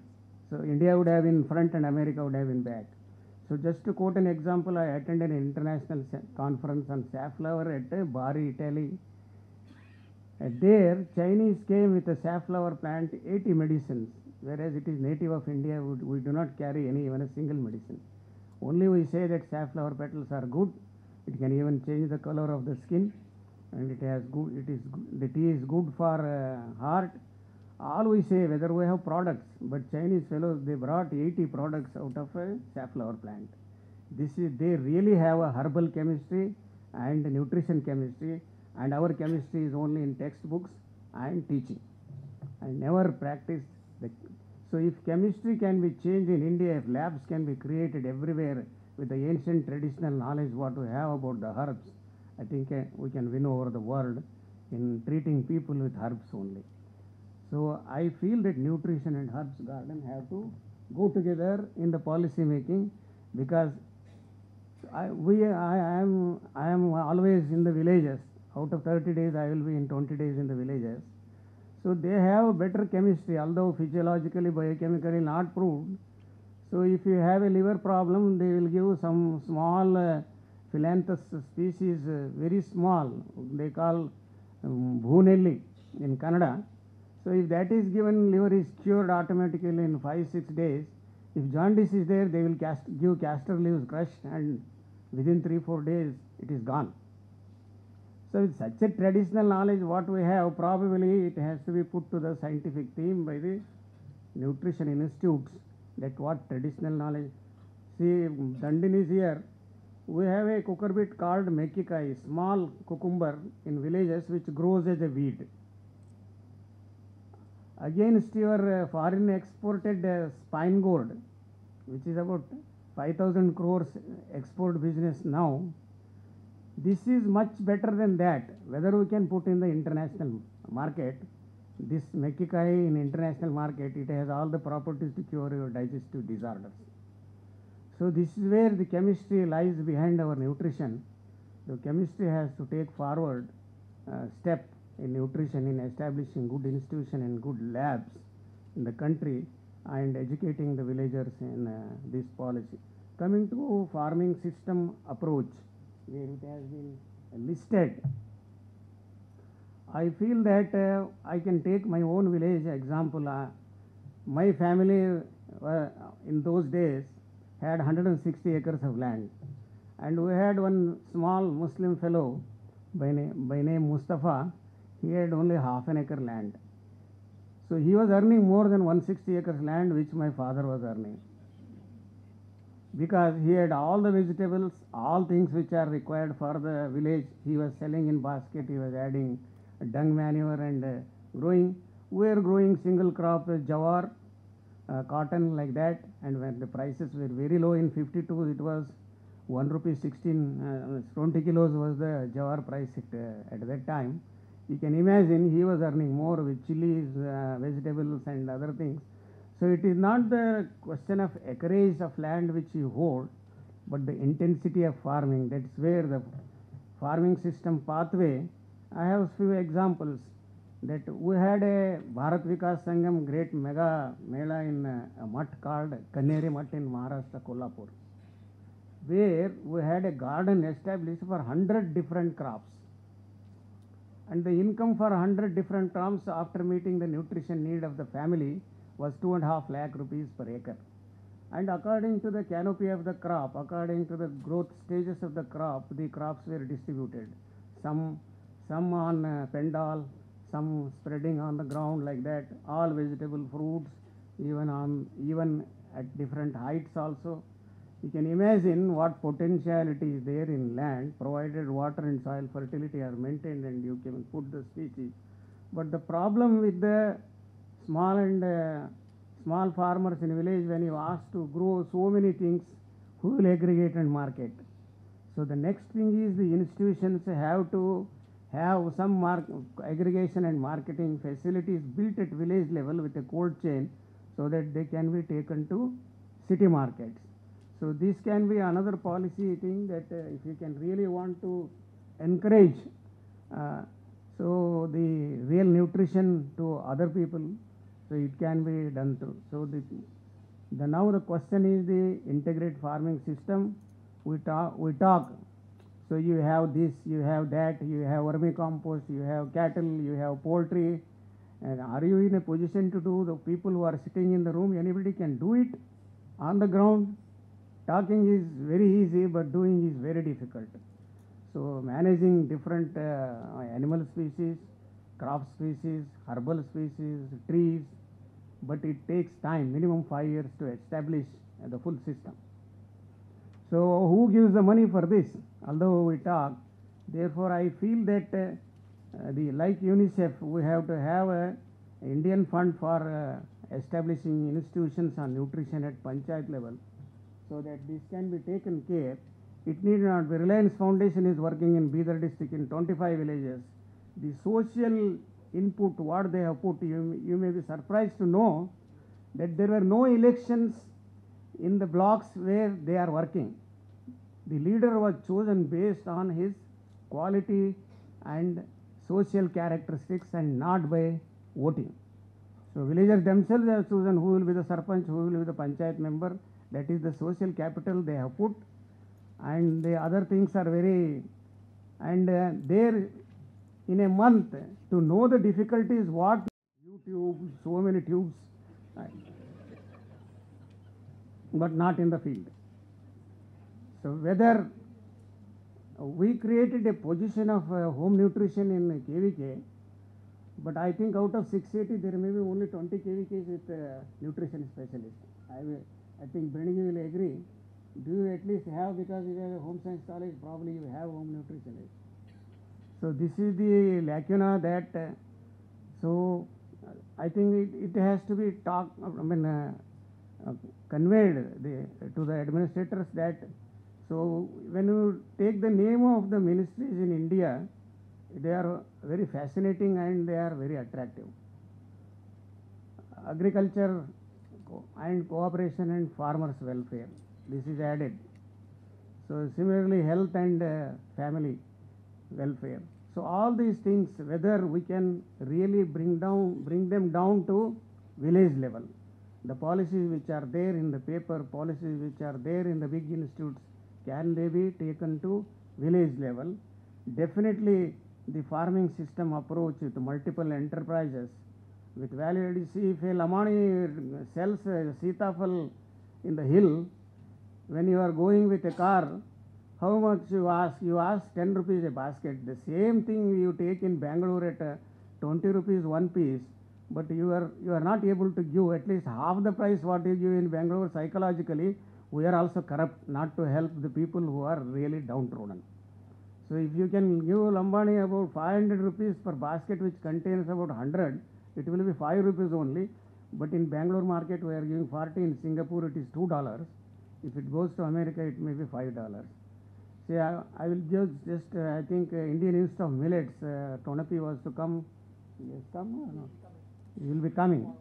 So I went to their institute. They have 32 products out of Jawar. So one lady is working. She is a nutritionist. She slightly tells in my ear, sir, our red Jawar has more antioxidant than the blueberry. Blueberry is 6 rupees a dollar in USA, and our red Jawar is 1500 rupees a quintal. That is 15 rupees a kilo. But why not this message strongly can go to the international people that our red Jawar has more antioxidant than blueberry, but she is also in low ice. I don't know why. So this is where we have some problem, where we have to put all our nutri-cereals, what yesterday our minister mentioned, are like a fiber bombs with all amino acids, the amaranth, whatever, the whole Venezuela eats only amaranth, but they are not deficient in any nutrition. So that means there are many potential candidates, teff of Ethiopia. So name any country they have. So agroclimatically India, as you know, broadly 15 regions. Whether this classification can be taken to sub-regions, which in each state we have, Karnataka has 10 agroclimatic regions. Within region we have sub-regions. And biodiversity person is sitting here, Dr. Dandin, whether all the things which the traditional knowledge which you have collected can be put into the market with a little bit of science and system, whether these can really serve the betterness. So finally I conclude that there has to be a 1 gunta, what to call 100 square meter nutrition and herbal garden for each family. So that I have designed. I will pass it on to Bhavani through internet, again through mail. I do not want to show that and waste the time that. So in policy making, nutrition education has to go at the primary level, and all people, I urge you that whether you can become a really nutritionist by establishing at least small institute or small thing in your own family, whether you can practice this instead of bread and chapati, can you really divert to some other things? And likewise, I think the money which is required for this is, so if 10% of the money which is going for cereal research can come to nutrition research, I think institutes like Swaminathan Institute and some more institutes to be carved by different states at the village level or block level can really take up this to the grassroots level, and the wisdom of the grand ladies. See, I'll just say, in Karnataka we eat different kinds of food. In North Karnataka, South Karnataka is different. South is ragi, North is jawar. So jawar we eat pulses, they eat sambar here. So everything mixed in one, and they make a sambar and then eat. So there everything is chutney pudi, then so many about 5-6 types will be there, and everything has some nutrition and some. So tamarind, you know, it cures cancer. Haldi, you know, it cures cancer. So many things which the grand lady kitchen itself is like a pharmaceutical lab of any big this thing. So why kitchen? So if you want magnesium, you eat soap. This is what is eaten after pan chewing. You eat soap. Pan, calcium is there, and pan has a lot of antioxidants. So many things. And we eat in south banana called yalakki banana. It has high potash. So everything is inbuilt. But we have to analyze in the nutrition language and show it to the other people that this tradition is good, this tradition is good here, and this is where I think the language barrier can be avoided if you use the village leaders. And therefore I think educate, make policies and put funding and go to the village level. I think the institute has done commendable work. I request, I think all of you also to have at least small institute established for nutrition. Then only I think we will be very strong. See, I will be humorously telling, my father used to tell when Britishers came, they brought tea.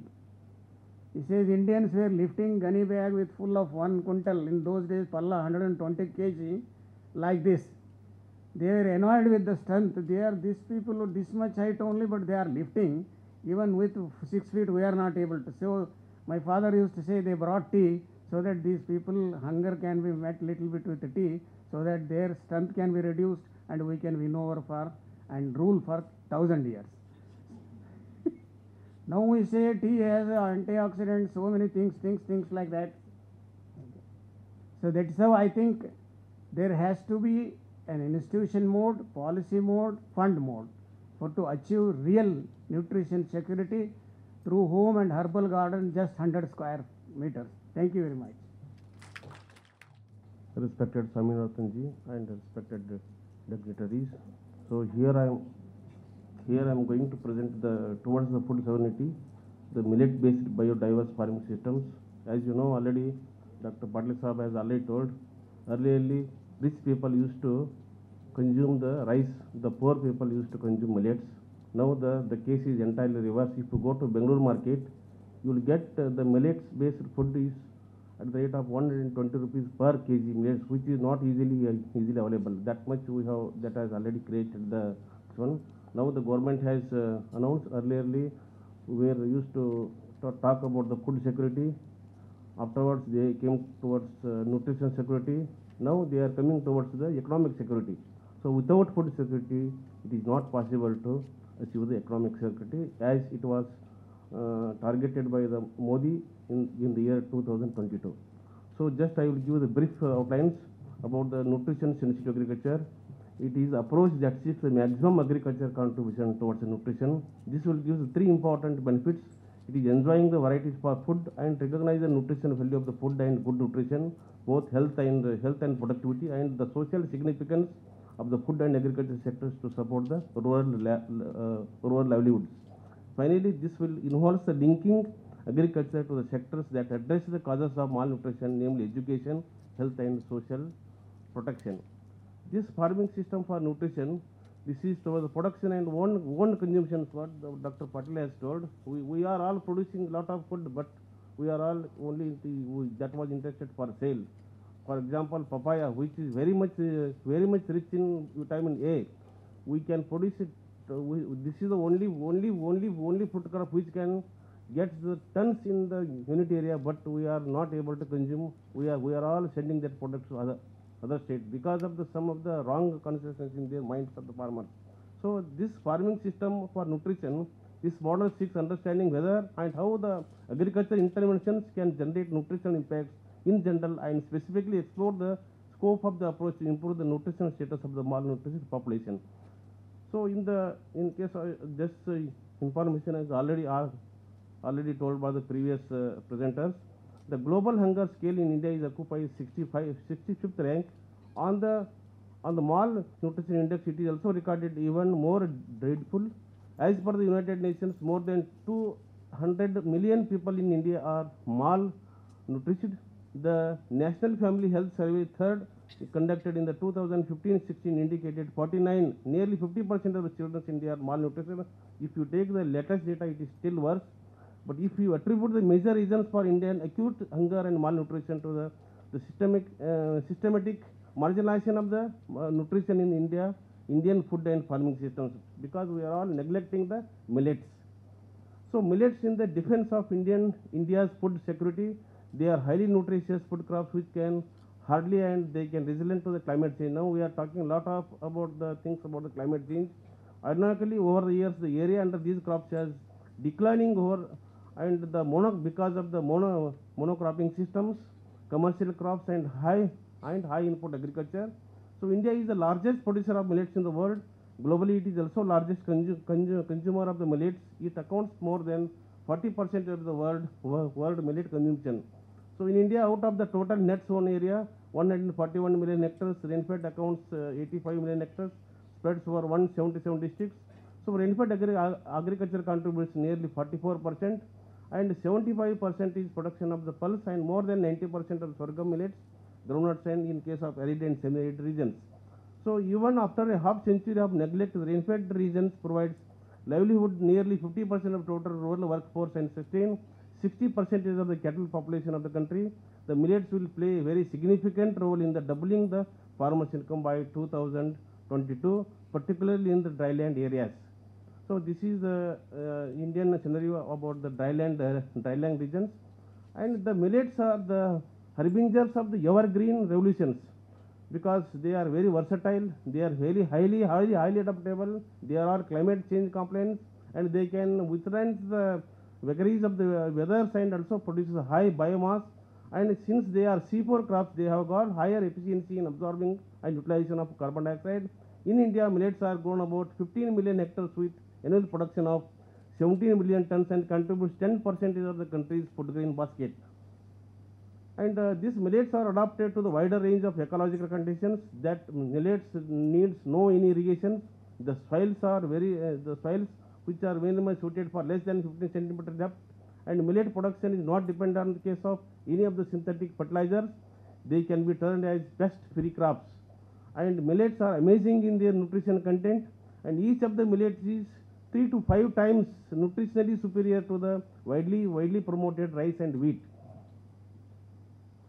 And this millets as a climate change compliant crops. Climate change portends less rain, more heat, reduced water availability, and increased malnutrition. If there is any cropping system that can withstand these challenges, is only millet. This can come up in the all season crops cultivated throughout the years, where the wheat is a season specific. While wheat and rice might provide only the food security, but millets produce the multiple securities like food, fodder, health, nutrition, livelihood, and ecological security. So there is a lot of information on disappearing the millet systems in our countries. If you compare the 1966 and 2006, 44 millets cultivation are occupied by some other crops. So this decline in this because of this the reason is the government is not supporting about for the crop loan and also the crop insurance scheme, especially for the millets. So there is a lot of decline in the fall of the millets in Indian countries. So there is urgent need for Indian policy makers to refocus their attention towards the millet farming systems and enact policies that create an enabling environmental for millet farmers. So this is, though our India followed by the Nigeria, they are highest growers of the millets. And this is, millets are the storehouses of the nutrition. Nutrient content of the millet, if you see the table, the protein, if you compare with rice and wheat, the foxtail millet and proso millets, pearl millets and barnyard millets, they are very, very richer than the present rice and wheat. Coming to the fiber, foxtail millet and little millet and barnyard millet, they are very, very rich in fibers and minerals also. If you compare the table with versus rice and wheat, there is a lot of minerals in case of foxtail millet as well as barnyard millet. Coming to the iron and also in case of the calcium, ragi, there is one this one information in our language. Ragi umbonigi rogal. A person who is enjoying the ragi, he will never attained by any of the disease. And also another one, jola tindama tolada. If you eat jawar, you will be like a fox. Like this, if you eat rice, so I don't want to tell. Already sir has told. So this is all the information about the nutrition status of our millets, and this is all the graphical representation. This is fiber and also the protein and minerals and iron, because they are very, very rich in all those minerals, irons and beta carotenes. This is calcium. It is finger millets, ragi, and these are all the carotene, thiamine, riboflavin, niacins, and folic acid. If you compare the rices versus other millets, they are all our pearl millet, foxtail millets. They are very, very rich in all these micronutrients. And besides this nutrition rich, almost all the millets also supports the medicinal properties, both preventive as well as curative. Foxtail millet has a sulfur which has got very good for blood pressure. As you know, about 70% of the Indians, not only in case of India but other countries, the 70% of people all are suffering with blood pressures. They are going to doctors and they are taking tablets, but they are not ready to consume the millets. It is all left to them to whether to survive or to not. So these foxtail millets and these finger millets has a boon for diabetics.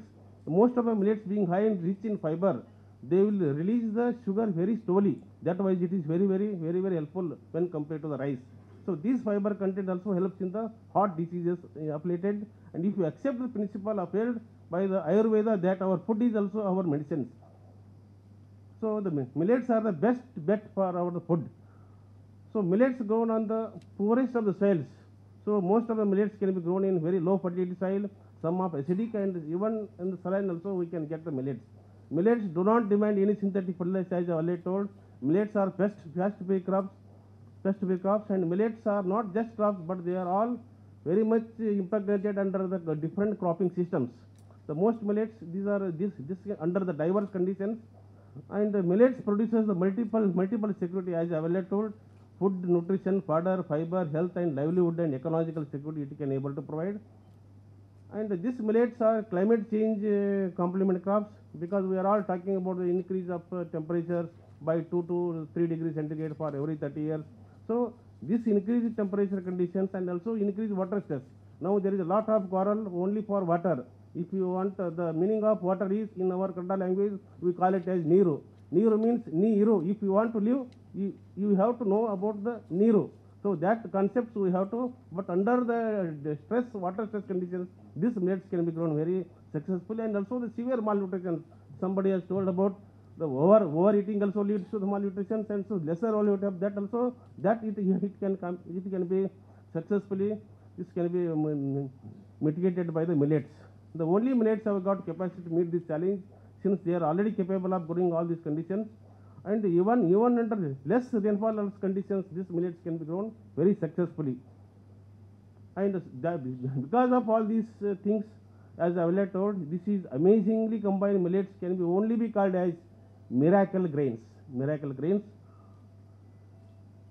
And if you see this chart, the decline in the millets comparison to rice and wheat, because of course there was a time to increase the food production because that was required very much, which has taken on the leadership of Dr. Swaminathan also.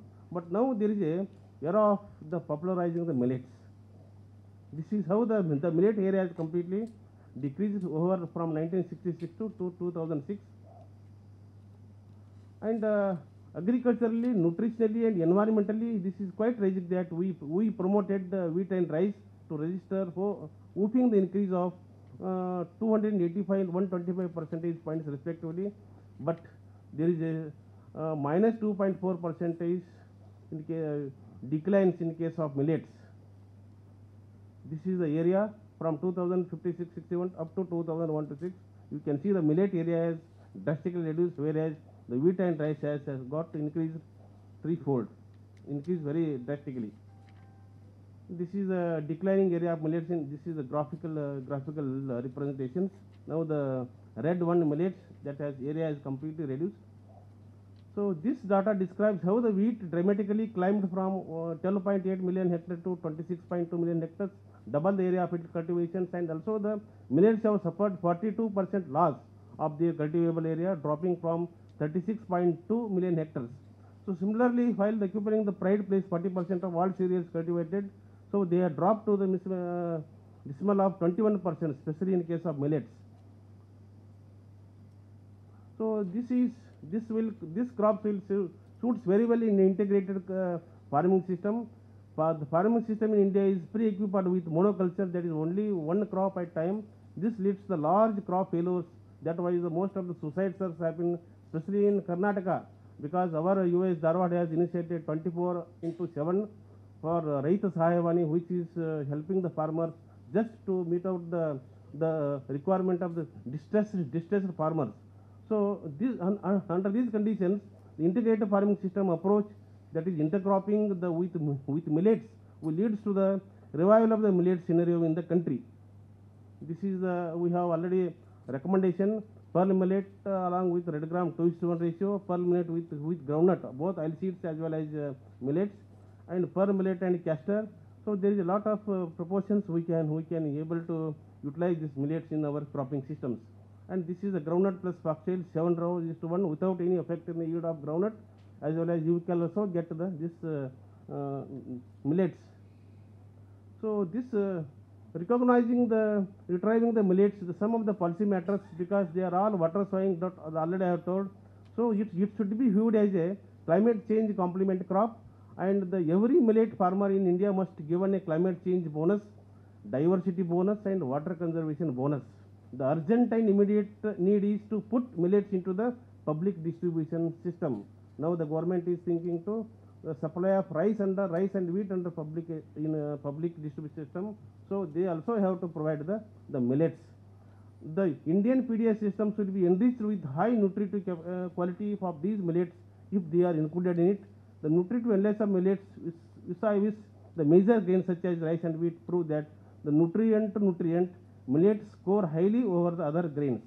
Therefore, the inclusion of millets in PDS will make a PDS a food and nutrition security programs. So the pro-millet PDS paradigm must depend upon the completely decentralized approach based on the principle of the local production, local storage, and local distribution. This must be supported by the government, both in procurement as well as in the storage.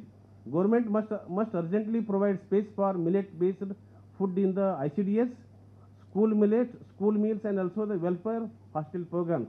If you implement under the government program, so this will be very much appreciable, and this will overcome the problem of the malnutrition of young children, a problem of where India faces worse than the sub-Saharan regions, the poorest in the world. The urgent attention must be given to the productivity enhancement of the rainfed lands where the millets are grown. This could achieve only through the special watershed on millets land, and utilizing the government's employment programs such as Narega to support the millet cultivations from sowing to harvesting. So all these actions together will open the new market for the millet farmers and also reutilize them. So this millet farms initially biodiverse, therefore the farming system development should become a mine, not a single crop development. The monitoring, evaluation, research on the millet cultivations must be tailored to this special quality of the millet farming systems. The policymakers must note that the fact that millets makes way for dynamic diversity of the farmer's field. Millets can be cultivated using the groundwater on the surface irrigation that requires no any drip water, no any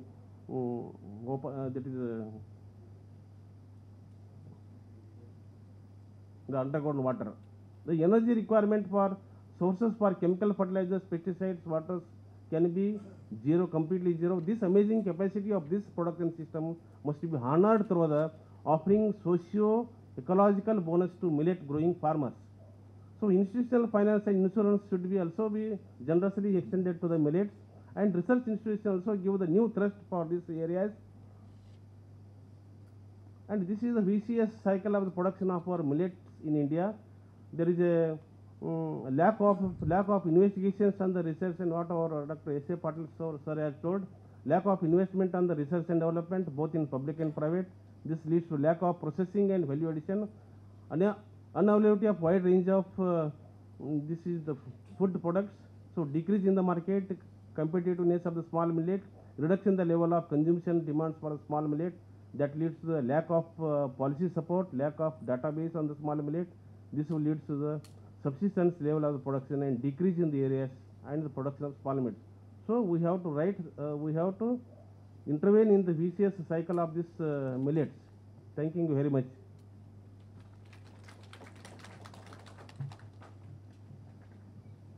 Thank you, Dr. Benagi. Our next speaker is Professor Vijay Lakshmi. Professor Vijay Lakshmi is from the Indira Gandhi Institute of Development Research, Mumbai, and she's currently involved in an initiative called Spandan, System of Promoting Appropriate National Dynamism for Agriculture and Nutrition, supported by the Bill and Melinda Gates Foundation.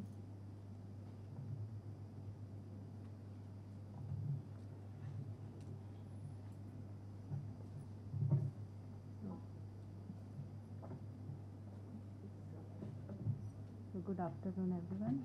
Respected Dr. Swaminathan and all the distinguished delegates.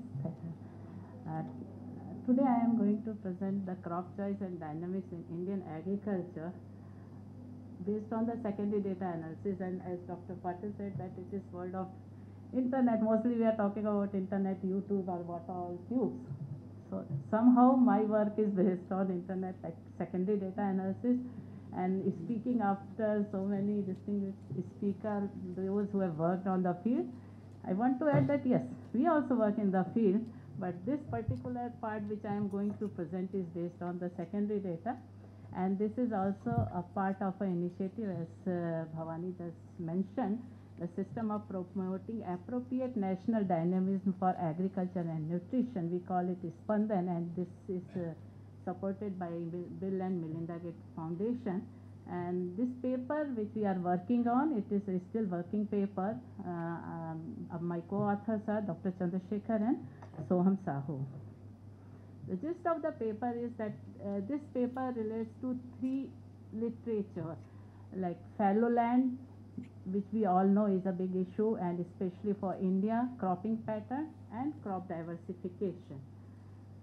And the question which we want to answer is that how farmers decide to grow a crop on a particular plot. Well, why there is need for this paper and why I am presenting in this forum? This is based on government initiative. We all know that they want to double the farmers' income by 2022. And the two most important initiative which is being taken by the government, beside many others, is expansion of irrigation and change in tenure or leasing of land tenure laws. How, like, we decide, we work at the ground level with so much effort, and we know that intercropping is good, crop diversification is good, very good. There are so many studies, but the policy with very good intention at higher level is made. So what is its impact at the ground level? So this we try to see from the secondary data available by NSS. So the data which we have used is NSSO 2013 Survey of Land and Livestock Holding. This is household level data which has information on crop cultivated at 2 points of time for the same plot. So the information is available, plot wise information for the 2 consecutive crops. So the time which is being covered is July to December 2012, that is Kharif crop, and January to June 2013 for Rabi crop. So survey was done, this NSSO survey was done January to December 2013. So this is a very good rich information which is given here, and the crop groups which are covered are cereals, pulses, oilseed, vegetables, fodder and other. The only limitation with this data set is that they have clubbed the crop groups. So we don't know how much area is under wheat or maize or paddy or means pulses are different. So all the pulses are grouped together, all the coarse cereals and fine cereals are grouped together, but at least we know information about whether farmers are diversifying from one crop group to other or not. So the gist of the paper is that we have used the empirical model, which is multinomial logic model is used, and what we want to see is the crop grown in visit 2 in a plot as a function of crop grown in visit 1 on the same plot after controlling for all other variables. And model is estimated separately for states that are part of rice wheat farming system and all other states together. So in this presentation of results, instead of presenting the relative risk ratios, for ease of interpretation, we report the transition probabilities. So what is the probability for a farmer to choose a crop in a particular plot? So we want to give that estimate. So using the data from NSS, Land and Livestock Survey, this is the summary statistics which we get. So what we see is that in visit 1, this is rice wheat farming system states, 59% area is in under cereal, and total area we see is 70.2% land is under cereal in visit 1, whereas in visit 2 if you see is 73% land under cereal. So that is known to everyone, and this data is comparable with the other agriculture data also for the crop pattern or cropping pattern. And pulses in visit 1 is around 6%, whereas in visit 2 it is 4%, around 4%. And if we see in non-rice wheat system or other states, so cereal in visit 1 occupies around 51% of the land area, whereas in visit 2 it is 34%. So in visit 2 area under cereals is going down in the non-rice wheat farming system or other states. The most important thing which we want to highlight here is that in rice wheat farming system, if you see, the land which we have marked here as none, which is the fallow land, that nothing is grown, in visit 1 it is 5.19% land in rice wheat system which is left fallow, whereas in non-rice wheat system, which is other states, 37% of land is left fallow in visit 2. Like this is what we call is paddy fallow, and which is very high in non-wheat rice system or other states which are generally the peninsular states and MP and Rajasthan, Gujarat. Now what we want to highlight here is like these are the summary statistics which we have shown in the table 1. In this table what we are showing is the transition probability of growing a crop group in the second period or second season, which is Rabi season. So So what we find is like cereal, those farmers in rice wheat farming system states like Punjab, Haryana, West Uttar Pradesh, Bihar, 78% probability of cereal. So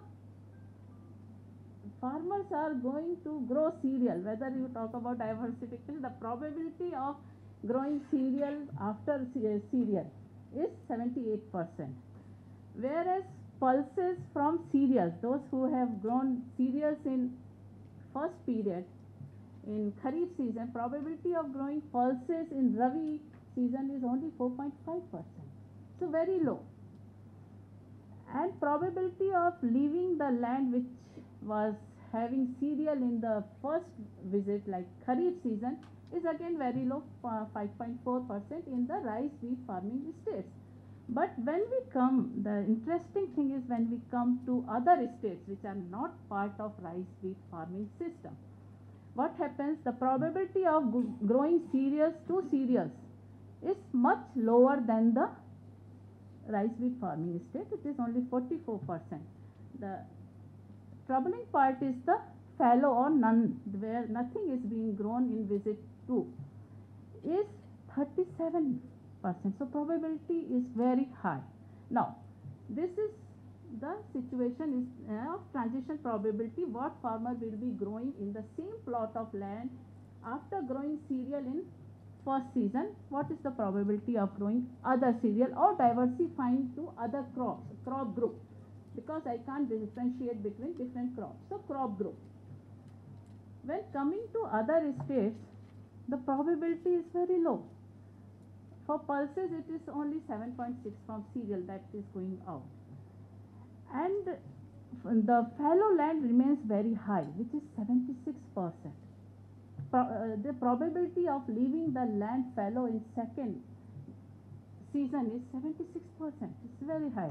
Now, what is the plausible impact of policy intervention? With all the good intentions, government has decided to expand the irrigation, because we all know if irrigation is reaching to some area, it will lead to utilization of fallow land, which will give us food security.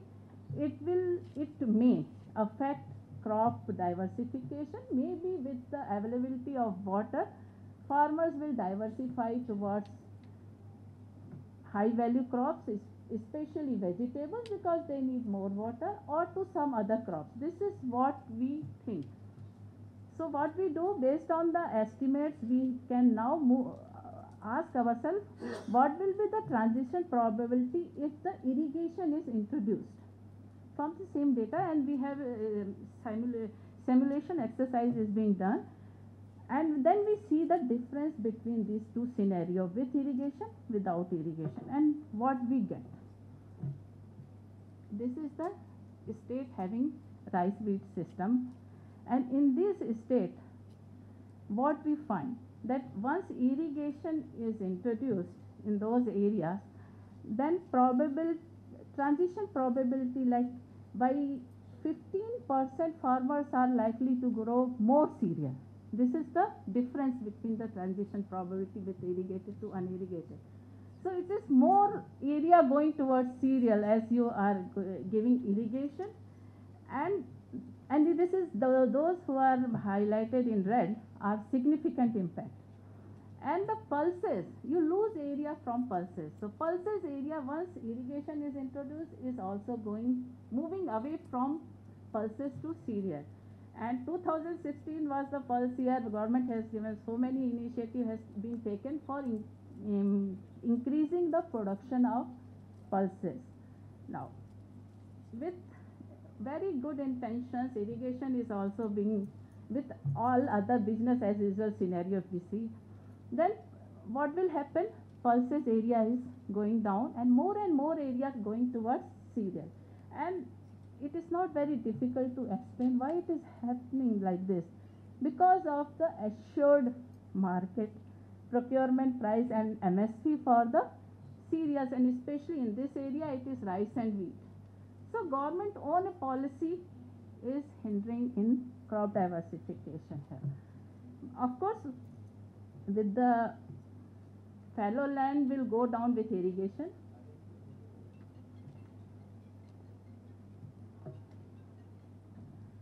Now coming to other states. With the irrigation, when introduced, so in these states also, area under cereals will increase, and that is significant. But fallow land area will reduce very highly, and that difference is also significant. So in this area, if irrigation is being expanded, it is going to affect very positively. Pulses area will increase, and the difference is significant by 6.2%, and total fallow land that was never used will reduce by 10%.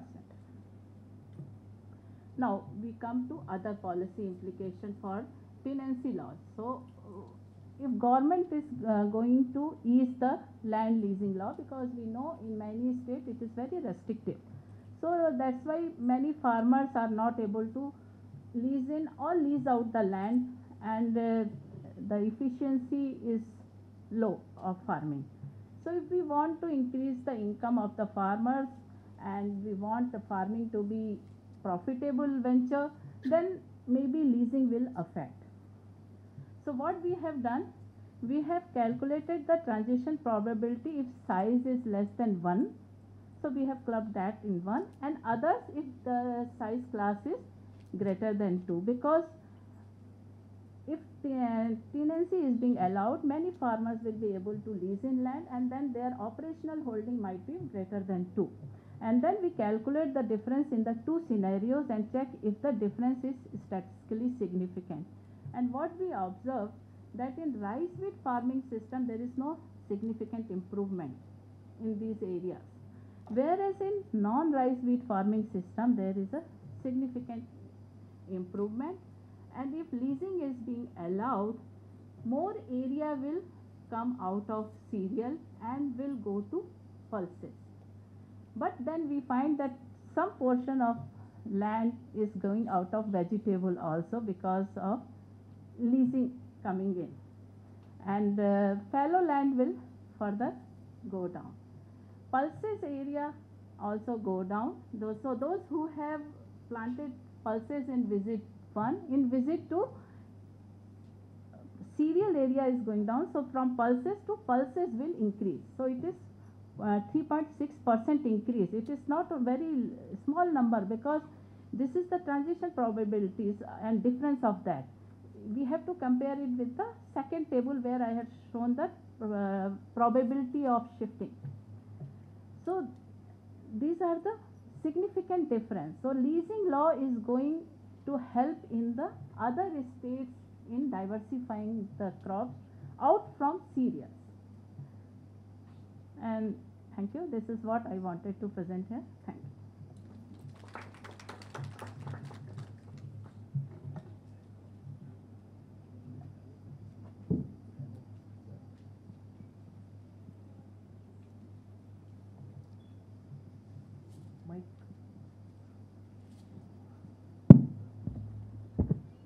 Yeah, next speaker is Dr. R.B. Bhavani. She is currently project manager of the research program consortium leveraging agriculture for nutrition in South Asia, commonly known as LANSA, at the M.S. Swaminathan Research Foundation in Chennai.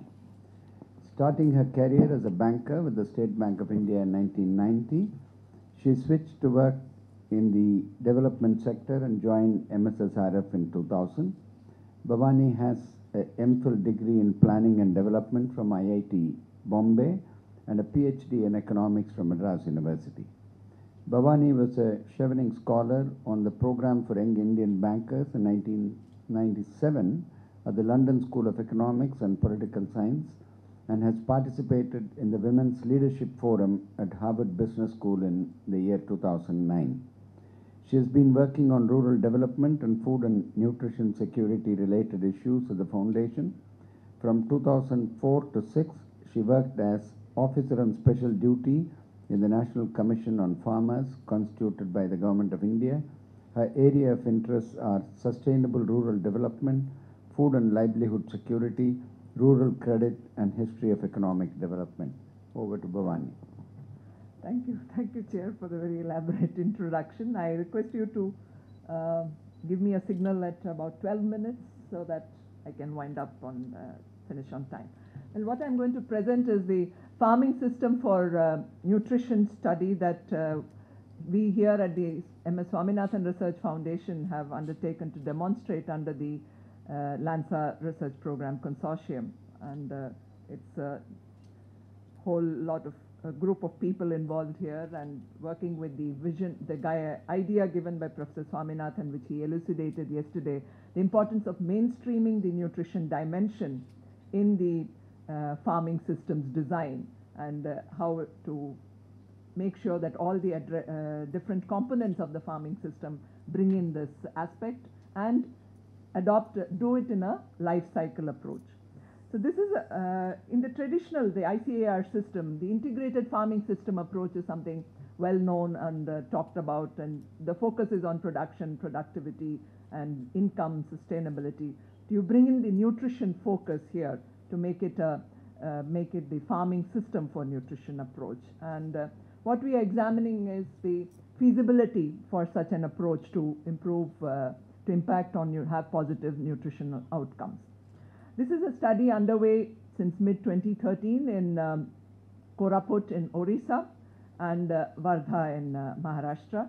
And the starting point is a detailed baseline survey to understand the existing ground situation of the socioeconomic characteristics, the agriculture situation, the nutrition status of the population.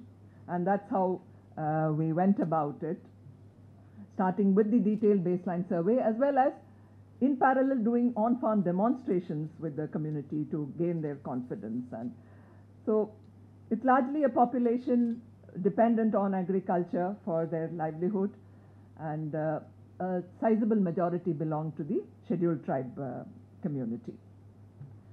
The undernutrition status is similar to what the larger macro level secondary data says, and for the nation as a whole and for the respective states.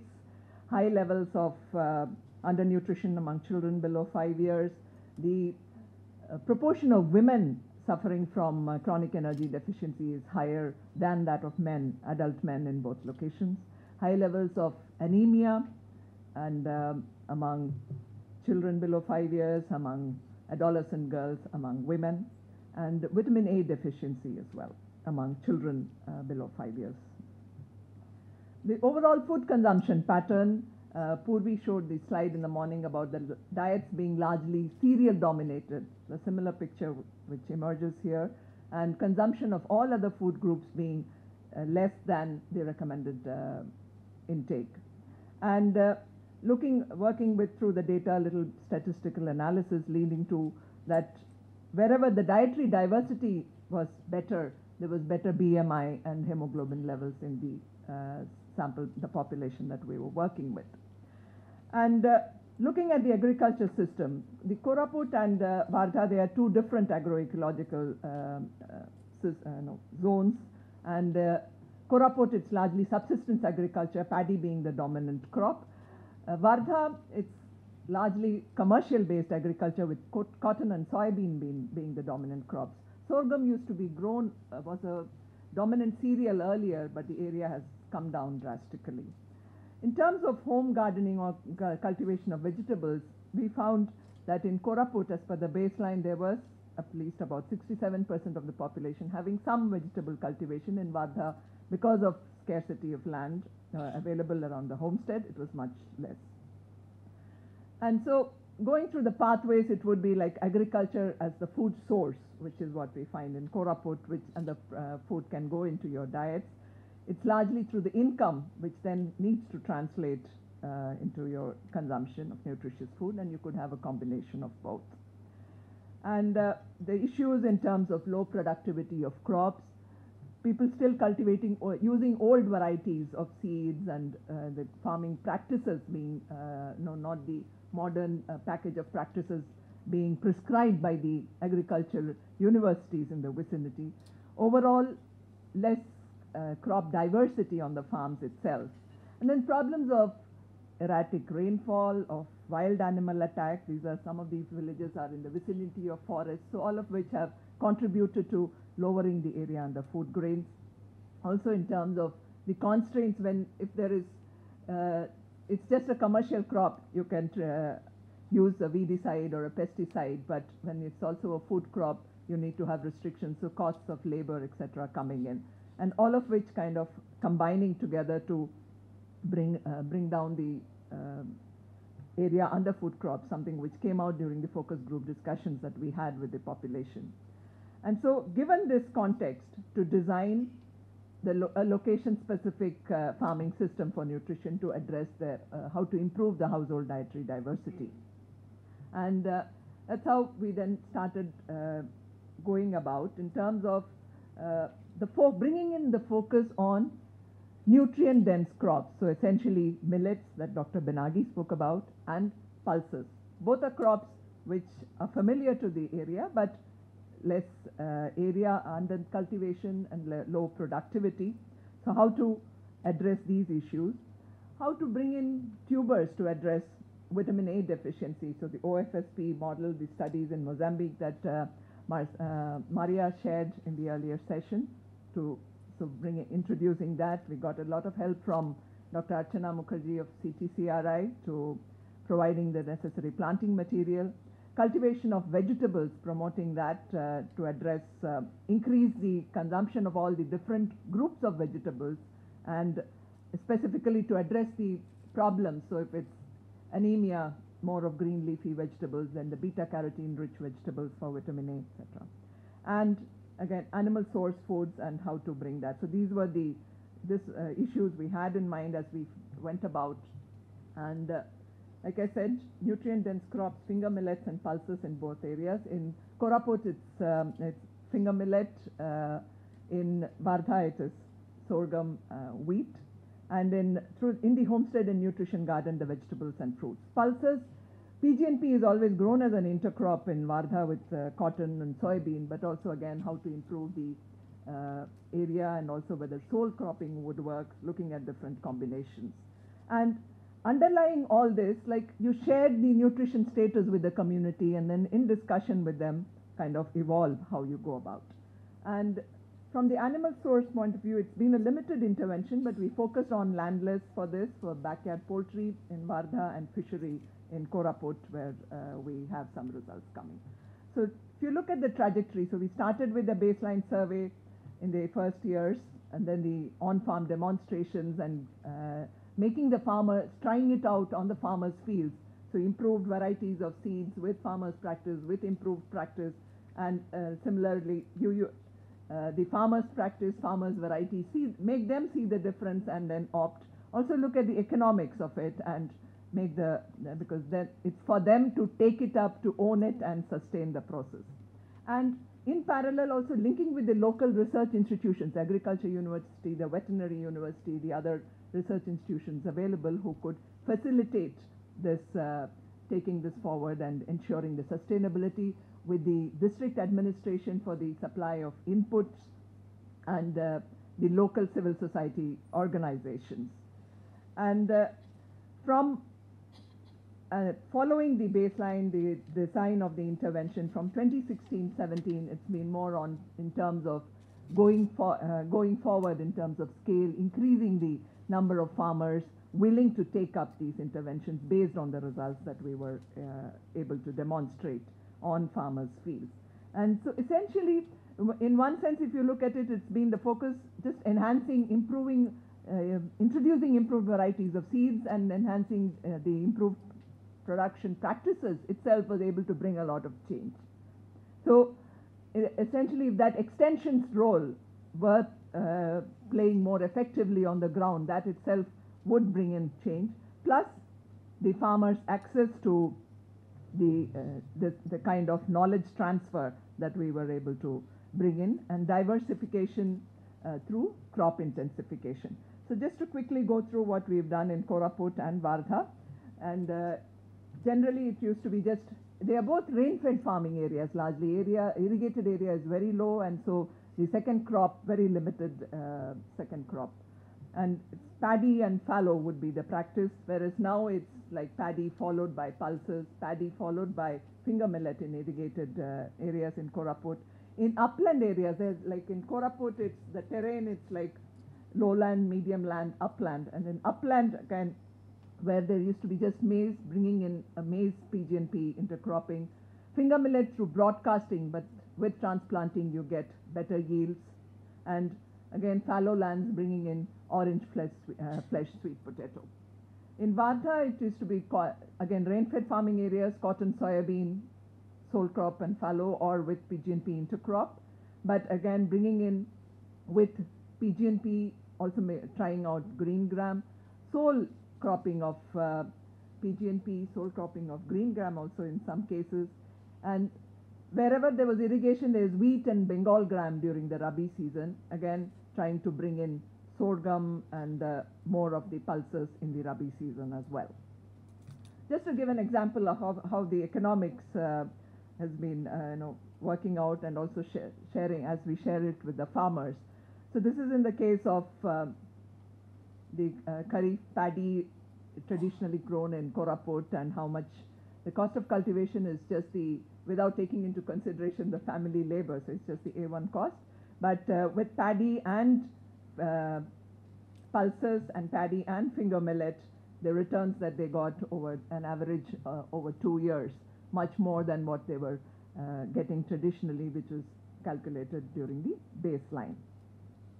So that is the crop scenario, and that's kind of laying the foundation as to how we are taking it forward.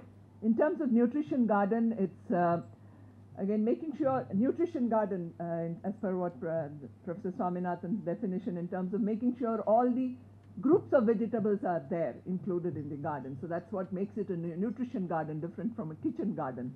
And so developing a seasonal calendar of vegetables with the locally available vegetables with the community is familiar with, and bringing it the awareness aspect to make sure that they bring it into their consumption. So different models, there are household nutrition gardens, there are community level nutrition gardens, and we've also tried to have them operating in schools and ICDS centers, so that there is more awareness and uptake. And in Varta, for instance, where the land is less, or the reasons which come up is issues of water scarcity or people spending more time on the field. But the emphasis we've had is grow it in the field if that's where you would like to do it, but bring it into your diet for consumption. And so that's how the consumption of the thrust on promotion of vegetables has gone forth. So like I said, it's there in the community level models, the schools. The school model is something which is catching the attention of the district level policy makers now, and in terms of it's like the food, whatever is grown goes into the midday meal, and there is potential for uptake there.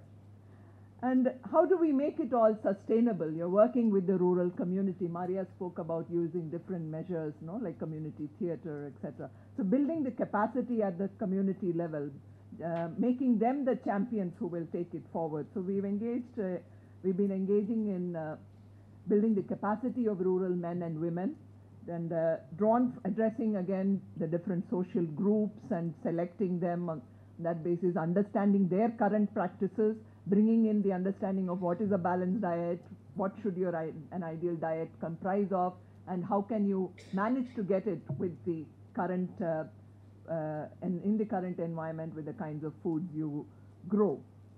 And also bringing in the knowledge of entitlements and also organizing the trainings that they need to further build their capacities, exposure visits, etc.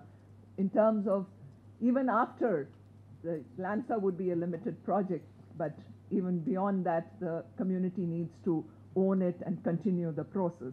So this is again how it has progressed in terms of initially when we started, it was with a small group of farmers providing the necessary inputs, the technical knowledge, and how this year it's just the technical support, and this year Kharif, this is where we stand in terms of number of farmers who are engaged in practicing the increase in the both millets and pulses cultivation in these two locations, Varda and Koraput. And so this is how it would, the kind of the framework has developed and how we have progressed.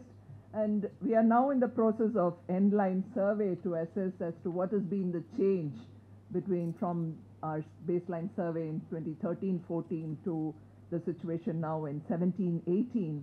And in terms of feasibility, we're looking at increase in area and availability of nutrient-dense crops, and we'll have to examine what is the situation of dietary diversity now vis-a-vis what it was during the baseline. We're also looking at the biochemical parameters, but we'll be able to say only once the data has been analyzed and we're able to present it to you.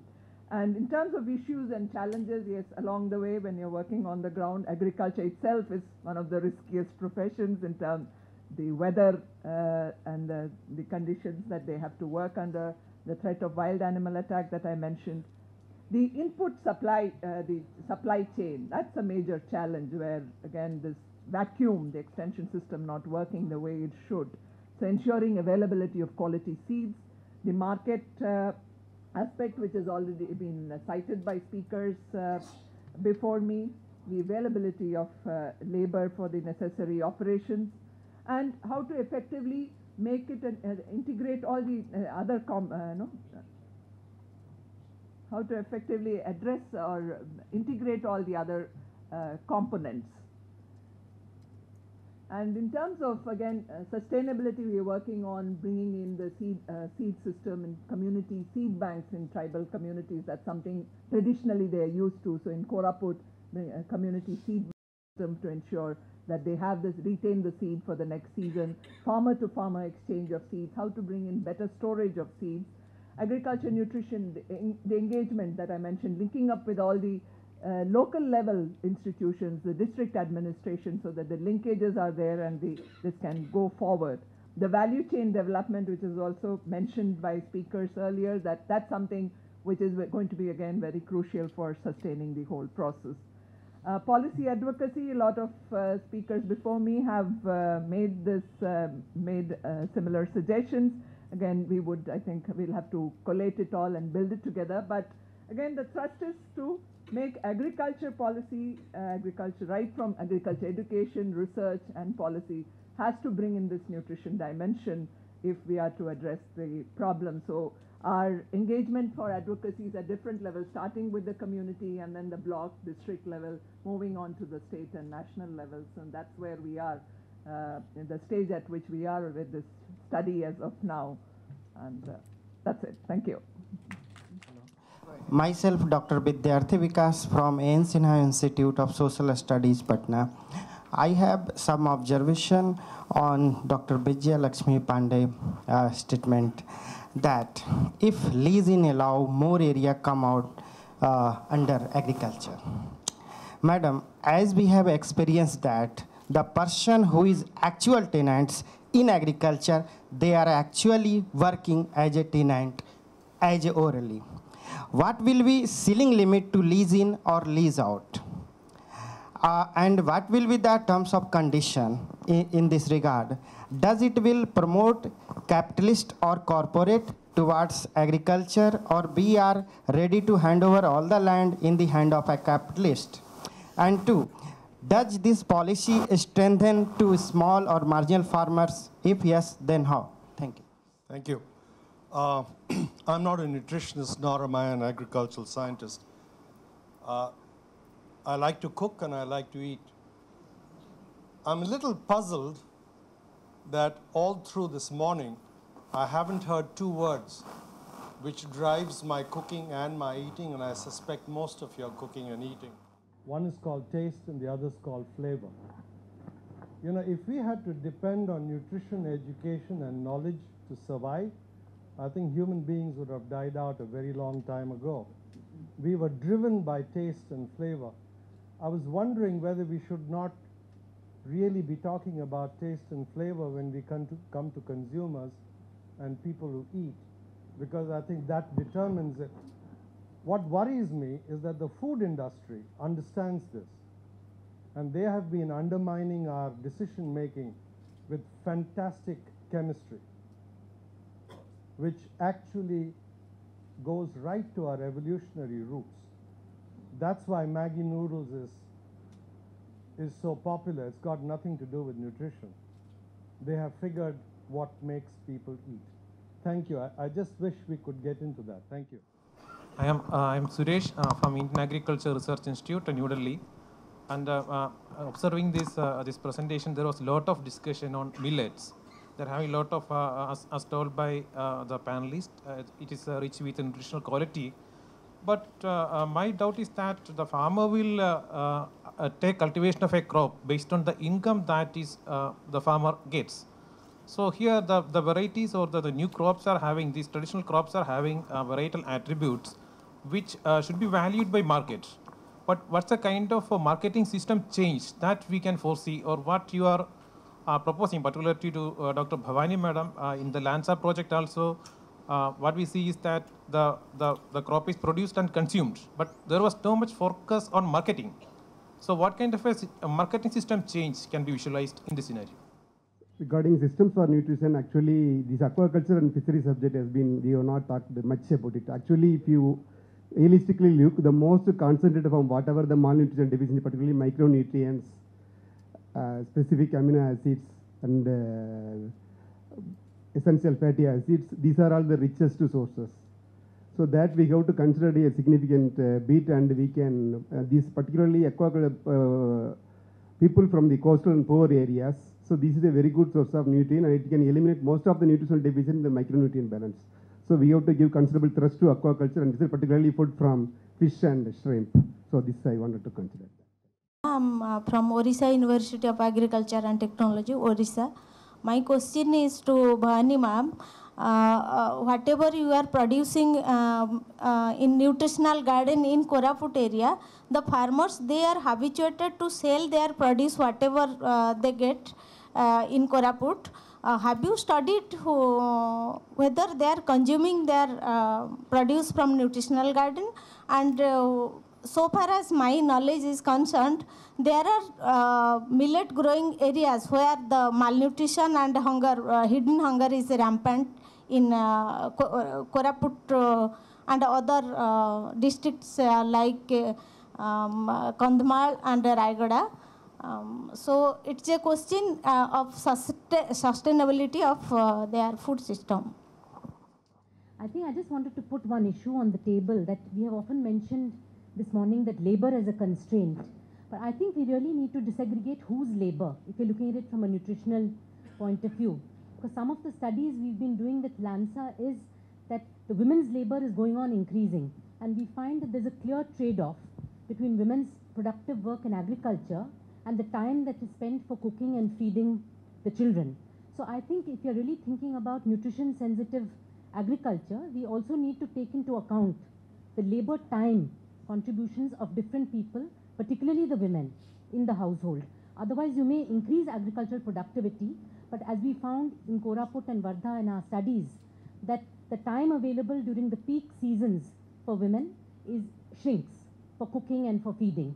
So you may have greater productivity, but if there's no time to cook and feed the children or the household members, the nutritional outcome is not going to be met. Thank you. I'm Ananta Giri from the Madras Institute of Development Studies. My query following Professor Nitya Rao's question is that there is already the problem of gender challenge.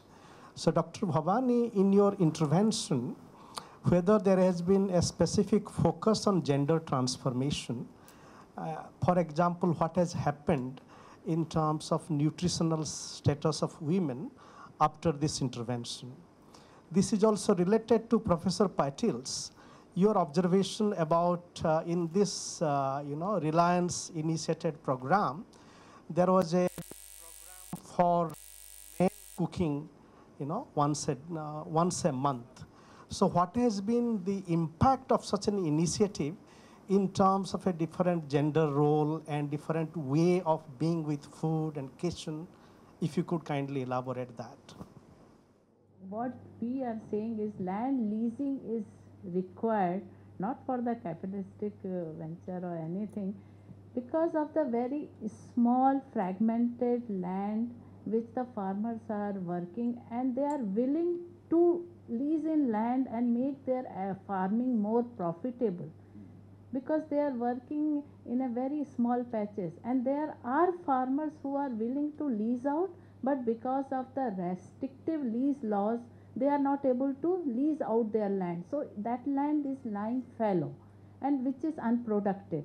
Therefore there is need for making a lease law which works, and that's why expert group of agriculture in 2016 they have prepared a model land lease act, and they are working on that. So we need to design a proper lease laws so that we are not extorting the land from the poor farmers, but it is helping them to increase their working and profitability of their farming. So this is what my submission is. Thank you, ma'am. So one. Yeah, quickly, in terms of the market system change, Dr. Suresh, yes, definitely, unless that support comes from the policy side in terms of MSP and the necessary support for the farmers to grow the crops that we want to promote. I did not go into so much detail because it's come up brought up by other speakers as well. But the minister from Karnataka mentioned yesterday that as part of their thrust on this, they are offering an additional bonus over the MSP to encourage the cultivation of millet. So when we talk to policymakers in the states where we are working, that again, both for pulses and millets, because you want farmers to cultivate and sustain, the economics is going to be the deciding factor, and especially when you are asking them to make the modification in what they are already doing. So they need to see the benefits in terms of also what is coming to their own household and through in terms of better nutrition as well as the income aspect. So that is definitely a very crucial component that we have as we go forward in our approach. And linked to that is this, what you mentioned, ma'am, about the millets. And when we did the frequency of consumption survey, what we found that in Orissa, consuming millets is something, almost daily they consume millets, but they were all sourcing it from the market. They were not even having sufficient production. So bringing in that, like you bring the upland, the Kharif period, generally the uplands are neglected. It's all paddy that the thrust is on. So, but also bringing in the finger millet cultivation, even in Kharif in the uplands, and working on improving the productivity, bringing it into the household, and working on the price factor. So that's how we have been going about it. Vegetables, yes. Again, nutrition awareness plays an important factor. So what's happened is with the nutrition status, you have the nutrition status of each of these households. You go and talk to them. This is the situation, and how do we change? So you are growing vegetables, but bring it into your diet as well. There is, like, especially the Mali community, Maliguda village, they're growing it for commercial purposes, but they need to also bring it into the household diet. So there's a lot of intensive work on the awareness as to it's important to improve your own nutritional status so that you can be more productive and get greater benefits. And the one point made about taste and flavor, yes, nutrition practices, so that those aspects are also addressed. That becomes a component built into the nutrition awareness, the focus on nutrition awareness. In terms of nutrition status of women, we are, like I mentioned, doing the end-line survey, but the findings which have come from the studies that my colleague Dr. Nitya Rao has undertaken in these sites, the policy insights emerging from that, we've started presenting to the government at different forums, and also targeting specific policies like the Orissa policy for women and girls. And so what are the aspects that need to be addressed there in terms of women's time, the time they spend in agriculture, how that kind of then affects their time on care, what is the kind of balance to be brought in. And at different forums we are bringing this issue into focus. Well, as regards monthly cooking by men in Bidar area where Reliance Foundation is working, they have surveyed socially each household as to how many male, female children are there and studied in detail and documented in all 25 villages. First thing is they tried that they should discontinue all bad habits of smoking, drinking. That was the first social revolution they brought. And then women were overworked 10 hours, 12 hours. If there is cow, another 4 hours. If there is children, another 2 hours. Then agriculture work. Then they thought that the labor which the women put should also be made known by the men. That how they are cooking without gas and in so much of smoke, and how they are and still this fellow dominates. Therefore they wanted to show how much work the women puts, so that you cook on one day and see what problems you face. This is one thing. And second aspect is to say that the dignity of labor should also come, and they should not be the masters of dictating the women.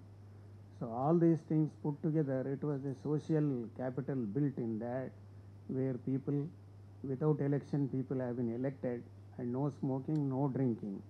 And therefore they could establish community nutrition gardens wherever irrigation facility, and supply to all based on Kharif, Rabi, summer, all season vegetables and fruits.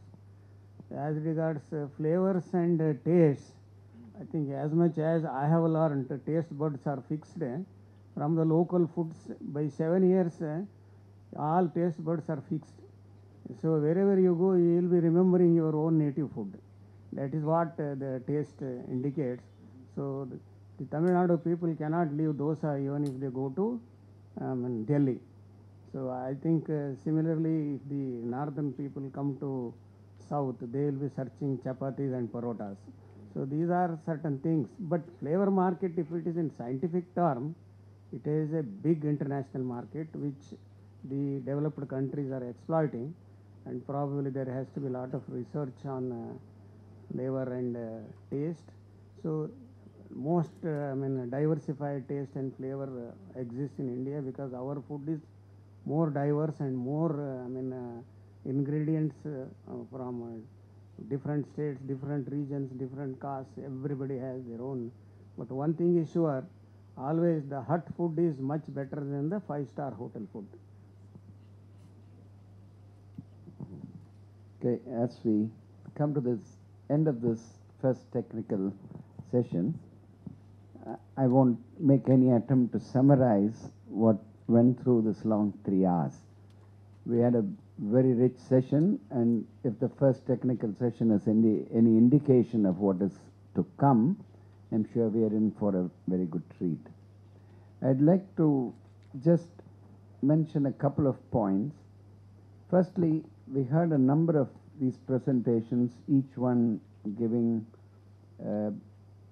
mostly a very successful example of what has worked or what has a great potential to work. The issue in India, as in many developing world, is that we have several examples of successful solutions, but many of them are working either in a very small area or very slowly. You know, when we look at the enormity of the problem, what we really need is the solutions that can go to scale, and solutions that can go to scale at speed.